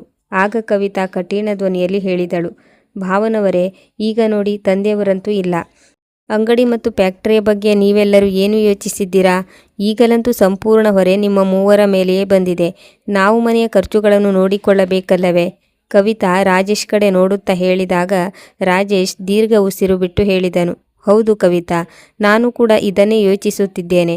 ಈಗ ಎಲ್ಲ ಕೆಲಸ ನಾನೇ ಸ್ವತಃ ನನ್ನ ಕೈಗೆ ತೆಗೆದುಕೊಳ್ಳುತ್ತೇನೆ. ತಂದೆಯವರ ಆ ಹಳೆಯ ಗುಮಾಸ್ತನನ್ನು ಕೆಲಸದಿಂದ ತೆಗೆದುಹಾಕಬೇಕಾಗಿದೆ, ಏಕೆಂದರೆ ಅವನು ಲೆಕ್ಕಾಚಾರ ಸರಿಯಾಗಿ ಮಾಡುವುದಿಲ್ಲ. ಇದನ್ನು ಕೇಳಿದ ತಕ್ಷಣವೇ ಇಷ್ಟು ಹೊತ್ತಿನವರೆಗೆ ಮೌನವಾಗಿ ಕುಳಿತಿದ್ದ ಮಹೇಶ್ ತಕ್ಷಣವೇ ಸಿಟ್ಟಿನಿಂದ ಎದ್ದು ಕುಳಿತನು ಮತ್ತು ಕೋಪದಿಂದ ಹೇಳಿದನು, ಅಣ್ಣ, ಎಲ್ಲ ಕೆಲಸ ಈಗ ನೀವು ಒಬ್ಬರೇ ಯಾಕೆ ನಿಭಾಯಿಸುತ್ತೀರಿ? ನಾವು ಕೆಲಸ ಮಾಡುತ್ತೇವಲ್ಲವೇ? ತಂದೆಯವರ ನಂತರ ನಮಗೂ ಕೂಡ ಅಂಗಡಿ ಮತ್ತು ಫ್ಯಾಕ್ಟರಿಯ ಮೇಲೆ ಸಮಾನವಾದ ಹಕ್ಕಿದೆ. ನಾಳೆ ಎಲ್ಲ ಲಾಭವನ್ನು ನೀವೇ ನಿಮ್ಮ ಬಳಿ ಇಟ್ಟುಕೊಳ್ಳುವಂತೆ ಆಗಬಾರದು. ಅವರ ಈ ಜಗಳದಲ್ಲಿ ಸುರೇಶ್ ಕೂಡ ಮುಂದೆ ಬಂದನು ಮತ್ತು ಮೂವರು ಸಹೋದರರಲ್ಲಿ ತುಂಬ ಕೆಟ್ಟದಾಗಿ ಜಗಳ ಪ್ರಾರಂಭವಾಯಿತು. ಈ ಮನೆಯಲ್ಲಿ ಎಂದಿಗೂ ಜೋರಾದ ಧ್ವನಿಯಲ್ಲಿ ಮಾತು ಕೂಡ ನಡೆಯುತ್ತಿರಲಿಲ್ಲ. ಆದರೆ ಅಲ್ಲಿ ಪ್ರಾಪರ್ಟಿ ಮತ್ತು ಹಣದ ವಿಷಯವಾಗಿ ಕಿರುಚಾಟ ನಡೆದಿತ್ತು. ಪೂಜಾ ಇಷ್ಟು ಹೊತ್ತಿನಿಂದ ಈ ಅವಕಾಶಕ್ಕಾಗಿ ಕಾಯುತ್ತಿದ್ದಳು. ತಕ್ಷಣ ಹೇಳಿದಳು, ಭಾವ, ನೀವು ದೊಡ್ಡವರೆಂದ ಮಾತ್ರಕ್ಕೆ ಅದರ ಅರ್ಥ ನೀವು ನಮ್ಮ ಹಕ್ಕನ್ನು ಕಸಿದುಕೊಳ್ಳಬೇಕೆಂದೇನೂ ಅಲ್ಲ. ತಂದೆಯವರ ಕಾಲದಲ್ಲಿ ಏನಾಗುತ್ತಿತ್ತೋ ಅದು ಬೇರೆ ವಿಷಯವಾಗಿತ್ತು. ಆದರೆ ಈಗ ನಮ್ಮ ಸ್ವಂತ ಖರ್ಚುಗಳಿವೆ ಮತ್ತು ಅಷ್ಟಕ್ಕೂ ಈ ಮನೆಯದ್ದು ಕೂಡ ಏನಾದರೂ ಒಂದು ನಿರ್ಧಾರವಾಗಬೇಕಲ್ಲವೇ? ನಾವು ಎಲ್ಲಿಯವರೆಗೆ ಮೇಲಿರುವ ಈ ಸಣ್ಣ ಪೋರ್ಷನ್ನಲ್ಲಿ ಕಾಲ ಕಳೆಯುವುದು? ಕೆಳಗಿನ ಪೋರ್ಷನ್ನಲ್ಲಿ ಇಷ್ಟೊಂದು ದೊಡ್ಡ ಭಾಗ ಅಮ್ಮ ಒಬ್ಬರೇ ಆಕ್ರಮಿಸಿಕೊಂಡಿದ್ದಾರೆ. ಅದರ ಬಗ್ಗೆ ಹೇಳಿ. ನಾನು ಚಕಿತಳಾಗಿ ಪೂಜಾ ಕಡೆ ನೋಡಲಾರಂಭಿಸಿದೆ. ನನ್ನ ಮನಸ್ಸಿನಲ್ಲೂ ತುಂಬ ಸಮಯದಿಂದ ಈ ಆಸೆ ಮೂಡುತ್ತಿತ್ತು. ಹೇಗಾದರೂ ನನಗೆ ಕೆಳಗಿನ ಪೋರ್ಷನ್ ಸಿಗಲಿ ಎಂದು ಬಯಸುತ್ತಿದ್ದೆ. ಇದರಿಂದ ನಾನು ನನ್ನ ಇಷ್ಟದಂತೆ ಇಡೀ ಮನೆಯ ಸೆಟ್ಟಿಂಗ್ ಮಾಡಬಹುದು ಮತ್ತು ಅಮ್ಮನ ಬಳಿ ಬಂದು ಹೋಗುವ ಅತಿಥಿಗಳ ಕಿರಿಕಿರಿಯಿಂದಲೂ ತಪ್ಪಿಸಿಕೊಳ್ಳಬಹುದು ಎಂದುಕೊಂಡಿದ್ದೆ. ಕವಿತಾ ತಕ್ಷಣವೇ ಪೂಜಾಳ ಮಾತಿಗೆ ಹೂಗುಟ್ಟಳು ಮತ್ತು ಹೇಳಿದಳು, ಹೌದು, ನೀನು ಸರಿಯಾಗಿ ಹೇಳುತ್ತಿದ್ದೀಯ ಪೂಜಾ. ನಾವಿಬ್ಬರು ಇಲ್ಲಿ ಮೇಲೆ ಸೆಕೆಯಲ್ಲಿ ಸಾಯುತ್ತಿರುತ್ತೇವೆ ಮತ್ತು ಅಮ್ಮ ಇಷ್ಟೊಂದು ದೊಡ್ಡ ಕೊಠಡಿಯಲ್ಲಿ ಕೆಳಗೆ ಒಬ್ಬರೇ ಮಜವಾಗಿರುತ್ತಾರೆ. ಈಗ ನಮಗೂ ಸ್ವಲ್ಪ ನೆಮ್ಮದಿ ಬೇಕಲ್ಲವೇ? ಇದರ ನಂತರ ನಾವು ಮೂವರು ನಮ್ಮ ಪತಿಯೊಂದಿಗೆ ಬೈಯಲಾರಂಭಿಸಿದೆವು. ನಮಗೆ ಈಗ ಪ್ರತ್ಯೇಕ ಮನೆ ಬೇಕು, ಇಲ್ಲದಿದ್ದರೆ ಕೆಳಗಿನ ಸಂಪೂರ್ಣ ಪೋರ್ಷನ್ ನಮ್ಮ ಪಾಲಿಗೆ ಬರಬೇಕು. ಮನೆಯ ದೊಡ್ಡ ಮಗನಾದ ರಾಜೇಶ್ ಅವರಿಗೆ ಸ್ವಂತ ಬುದ್ಧಿಶಕ್ತಿ ಹೆಚ್ಚು ಇರಲಿಲ್ಲ. ಅವರು ಕೂಡ ನನ್ನ ಮತ್ತು ಉಳಿದವರೆಲ್ಲರ ಮಾತುಗಳ ಒತ್ತಡಕ್ಕೆ ಒಳಗಾದರು. ಮನೆಯಲ್ಲಿ ಈಗ ದಿನನಿತ್ಯ ಇದೇ ರೀತಿಯ ಜಗಳಗಳು ನಡೆಯಲಾರಂಭಿಸಿದವು. ಕೆಲವೊಮ್ಮೆ ಕಿಚನ್ನಲ್ಲಿ ಊಟದ ವಿಷಯವಾಗಿ ಜಗಳವಾಗುತ್ತಿತ್ತು. ಮತ್ತೊಮ್ಮೆ ಅಂಗಡಿಯಲ್ಲಿ ಹಣದ ವಿಷಯವಾಗಿ ವಾದ ಆಗುತ್ತಿತ್ತು. ಅಮ್ಮನ ಆರೋಗ್ಯ ಕೂಡ ಹದಗೆಡಲಾರಂಭಿಸಿತು ಮತ್ತು ಅವರ ಔಷಧಿಗಳ ಖರ್ಚು ಕೂಡ ನಮ್ಮೆಲ್ಲರಿಗೂ ಒಂದು ಹೊರೆಯಾಗಿ ಕಾಣತೊಡಗಿತು. ನಾನು ಕೂಡ ಈ ಜಗಳಗಳಿಂದ ಬೇಸತ್ತು ಹೋಗಿದ್ದೆ ಮತ್ತು ಹೇಗಾದರೂ ಈ ವಿಷಯ ಶಾಶ್ವತವಾಗಿ ಬಗೆಹರಿಯಲಿ ಎಂದು ಬಯಸುತ್ತಿದ್ದೆ. ಮತ್ತು ಒಂದು ಮಧ್ಯಾಹ್ನ ಅಮ್ಮ ಮಲಗಿದ್ದರು. ಆಗ ಕವಿತಾ ಒಂದು ಕುತಂತ್ರದ ಮಾತು ಹೇಳಿದಳು. ಅದು ನಮ್ಮೆಲ್ಲರ ಸ್ವಾರ್ಥಕ್ಕೆ ಇನ್ನೂ ಹೆಚ್ಚು ಉತ್ತೇಜನ ನೀಡಿತು. ನಾವು ಮೂವರು ಸೊಸೆಯಂದಿರು ಅಂಗಳದಲ್ಲಿ ಕುಳಿತು ತರಕಾರಿ ಕತ್ತರಿಸುತ್ತಿದ್ದೆವು. ಅಷ್ಟರಲ್ಲೇ ಕವಿತಾ ನನ್ನ ಕಡೆ ವಾಲಿ ನಿಧಾನವಾಗಿ ಹೇಳಿದಳು, ಅಕ್ಕ, ನಾನು ತುಂಬ ದಿನಗಳಿಂದ ಒಂದು ವಿಷಯ ಯೋಚಿಸುತ್ತಿದ್ದೆ. ನೋಡಿ, ತಂದೆಯವರಂತೂ ಇಲ್ಲ ಮತ್ತು ಅಮ್ಮ ದಿನವಿಡೀ ತಮ್ಮ ಕೊಠಡಿಯಲ್ಲಿ ಒಬ್ಬರೇ ಬಿದ್ದಿರುತ್ತಾರೆ. ಒಬ್ಬರೇ ಇರುವುದರಿಂದ ಅವರ ಮನಸ್ಸಿಗೆ ತುಂಬ ಗಾಬರಿಯಾಗುತ್ತಿರಬಹುದು. ನೋಡಿ, ಈಗ ನಾವಂತೂ ಅವರ ಬಳಿ ಹೋಗಲು ಸಾಧ್ಯವಿಲ್ಲವಲ್ಲ, ಏಕೆಂದರೆ ನಮಗೆ ಮನೆಯ ಕೆಲಸಗಳಿಂದಲೇ ಪುರುಸೊತ್ತು ಸಿಗುವುದಿಲ್ಲ. ಹಾಗಾದರೆ ನಾವು ಯಾಕೆ ಹೀಗೆ ಮಾಡಬಾರದು? ನಾವು ಅವರನ್ನು ವೃದ್ಧಾಶ್ರಮಕ್ಕೆ ಕಳುಹಿಸಿಬಿಡೋಣ. ಇದನ್ನು ಕೇಳಿ ನನ್ನ ಕೈಯಿಂದ ತರಕಾರಿ ಜಾರಿತು ಮತ್ತು ನಾನು ಆಶ್ಚರ್ಯದಿಂದ ಅವಳ ಕಡೆ ನೋಡಲಾರಂಭಿಸಿದೆ. ಕವಿತಾ, ನೀನು ಇದು ಏನು ಹೇಳುತ್ತಿದ್ದೀಯಾ? ವೃದ್ಧಾಶ್ರಮದಲ್ಲಿ ಅಮ್ಮನನ್ನು ಬಿಟ್ಟು ಬರುವುದಾ? ಅರೆ, ಜನರು ಏನೆನ್ನುತ್ತಾರೆ? ಮತ್ತು ಆಮೇಲೆ ರಾಜೇಶ್ ಏನು ಯೋಚಿಸುತ್ತಾರೆ? ಕವಿತಾ ತಕ್ಷಣವೇ ನಗುತ್ತಾ ಹೇಳಿದಳು. ಅರೆ ಅಕ್ಕ, ಜನರು ಏನೆನ್ನುತ್ತಾರೆ ಎಂದು ಯೋಚಿಸಬೇಡಿ. ವೃದ್ಧಾಶ್ರಮದಲ್ಲಿ ಅಮ್ಮ ಇನ್ನೂ ಹೆಚ್ಚು ಖುಷಿಯಾಗಿರುತ್ತಾರೆ. ಅಲ್ಲಿ ಅವರದ್ದೇ ವಯಸ್ಸಿನ ಮಹಿಳೆಯರಿರುತ್ತಾರೆ. ಅಲ್ಲಿ ಅವರ ಮನಸ್ಸು ತೊಡಗಿಸಿಕೊಂಡಿರುತ್ತದೆ. ಅಲ್ಲಿ ಎಲ್ಲ ಸುಖ ಸೌಲಭ್ಯಗಳಿರುತ್ತವೆ ಮತ್ತು ಅಲ್ಲಿನ ಜನರು ವೃದ್ಧರನ್ನು ತುಂಬ ಚೆನ್ನಾಗಿ ನೋಡಿಕೊಳ್ಳುತ್ತಾರೆ. ಮತ್ತು ಅಷ್ಟಕ್ಕೂ ಅವರ ಔಷಧಿಗಳ ಹಾಗೂ ಕಾಯಿಲೆಗಳ ಖರ್ಚನ್ನು ನಾವು ಎಲ್ಲಿಯವರೆಗೆ ದಿನನಿತ್ಯ ಭರಿಸುವುದು? ಒಂದು ವೇಳೆ ನಾವು ಅವರನ್ನು ಅಲ್ಲಿಗೆ ಕಳುಹಿಸಿಬಿಟ್ಟರೆ ಈ ಕೆಳಗಿನ ಪೋರ್ಷನ್ ಸಂಪೂರ್ಣವಾಗಿ ಖಾಲಿಯಾಗುತ್ತದೆ. ನೀವು ಮತ್ತು ಭಾವ ಆರಾಮಾಗಿ ಇಲ್ಲಿಗೆ ಶಿಫ್ಟ್ ಆಗಿಬಿಡಿ ಮತ್ತು ನಾವಿಬ್ಬರು ಲಾಂಜ್ ಏರಿಯಾದಲ್ಲಿ ನಮ್ಮ ಬ್ಯೂಟಿ ಪಾರ್ಲರ್ ಓಪನ್ ಮಾಡಿಕೊಳ್ಳುತ್ತೇವೆ. ಇದರಲ್ಲಿ ಎಲ್ಲರಿಗೂ ಲಾಭ ಇರುತ್ತದೆ, ಯಾರದೂ ನಷ್ಟವಿರುವುದಿಲ್ಲ. ಪೂಜಾ ಕೂಡ ಜೋಶ್ನಲ್ಲಿ ಬಂದು ಹೇಳಿದಳು. ಹೌದು ಅಕ್ಕ, ಕವಿತಾ ಸರಿಯಾಗಿ ಹೇಳುತ್ತಿದ್ದಾಳೆ. ನೀವು ಹೇಗಾದರೂ ಮಾಡಿ ಭಾವನವರನ್ನು ಒಪ್ಪಿಸಿಬಿಡಿ. ಸುರೇಶ್ ಮತ್ತು ಮಹೇಶ್ ಅವರನ್ನು ನಾವೇ ಒಪ್ಪಿಸಿಕೊಳ್ಳುತ್ತೇವೆ. ದಿನನಿತ್ಯದ ಈ ತೊಂದರೆಯಿಂದ ಒಂದೇ ಬಾರಿ ಮುಕ್ತಿ ಪಡೆದುಕೊಳ್ಳುವುದು ಒಳ್ಳೆಯದು.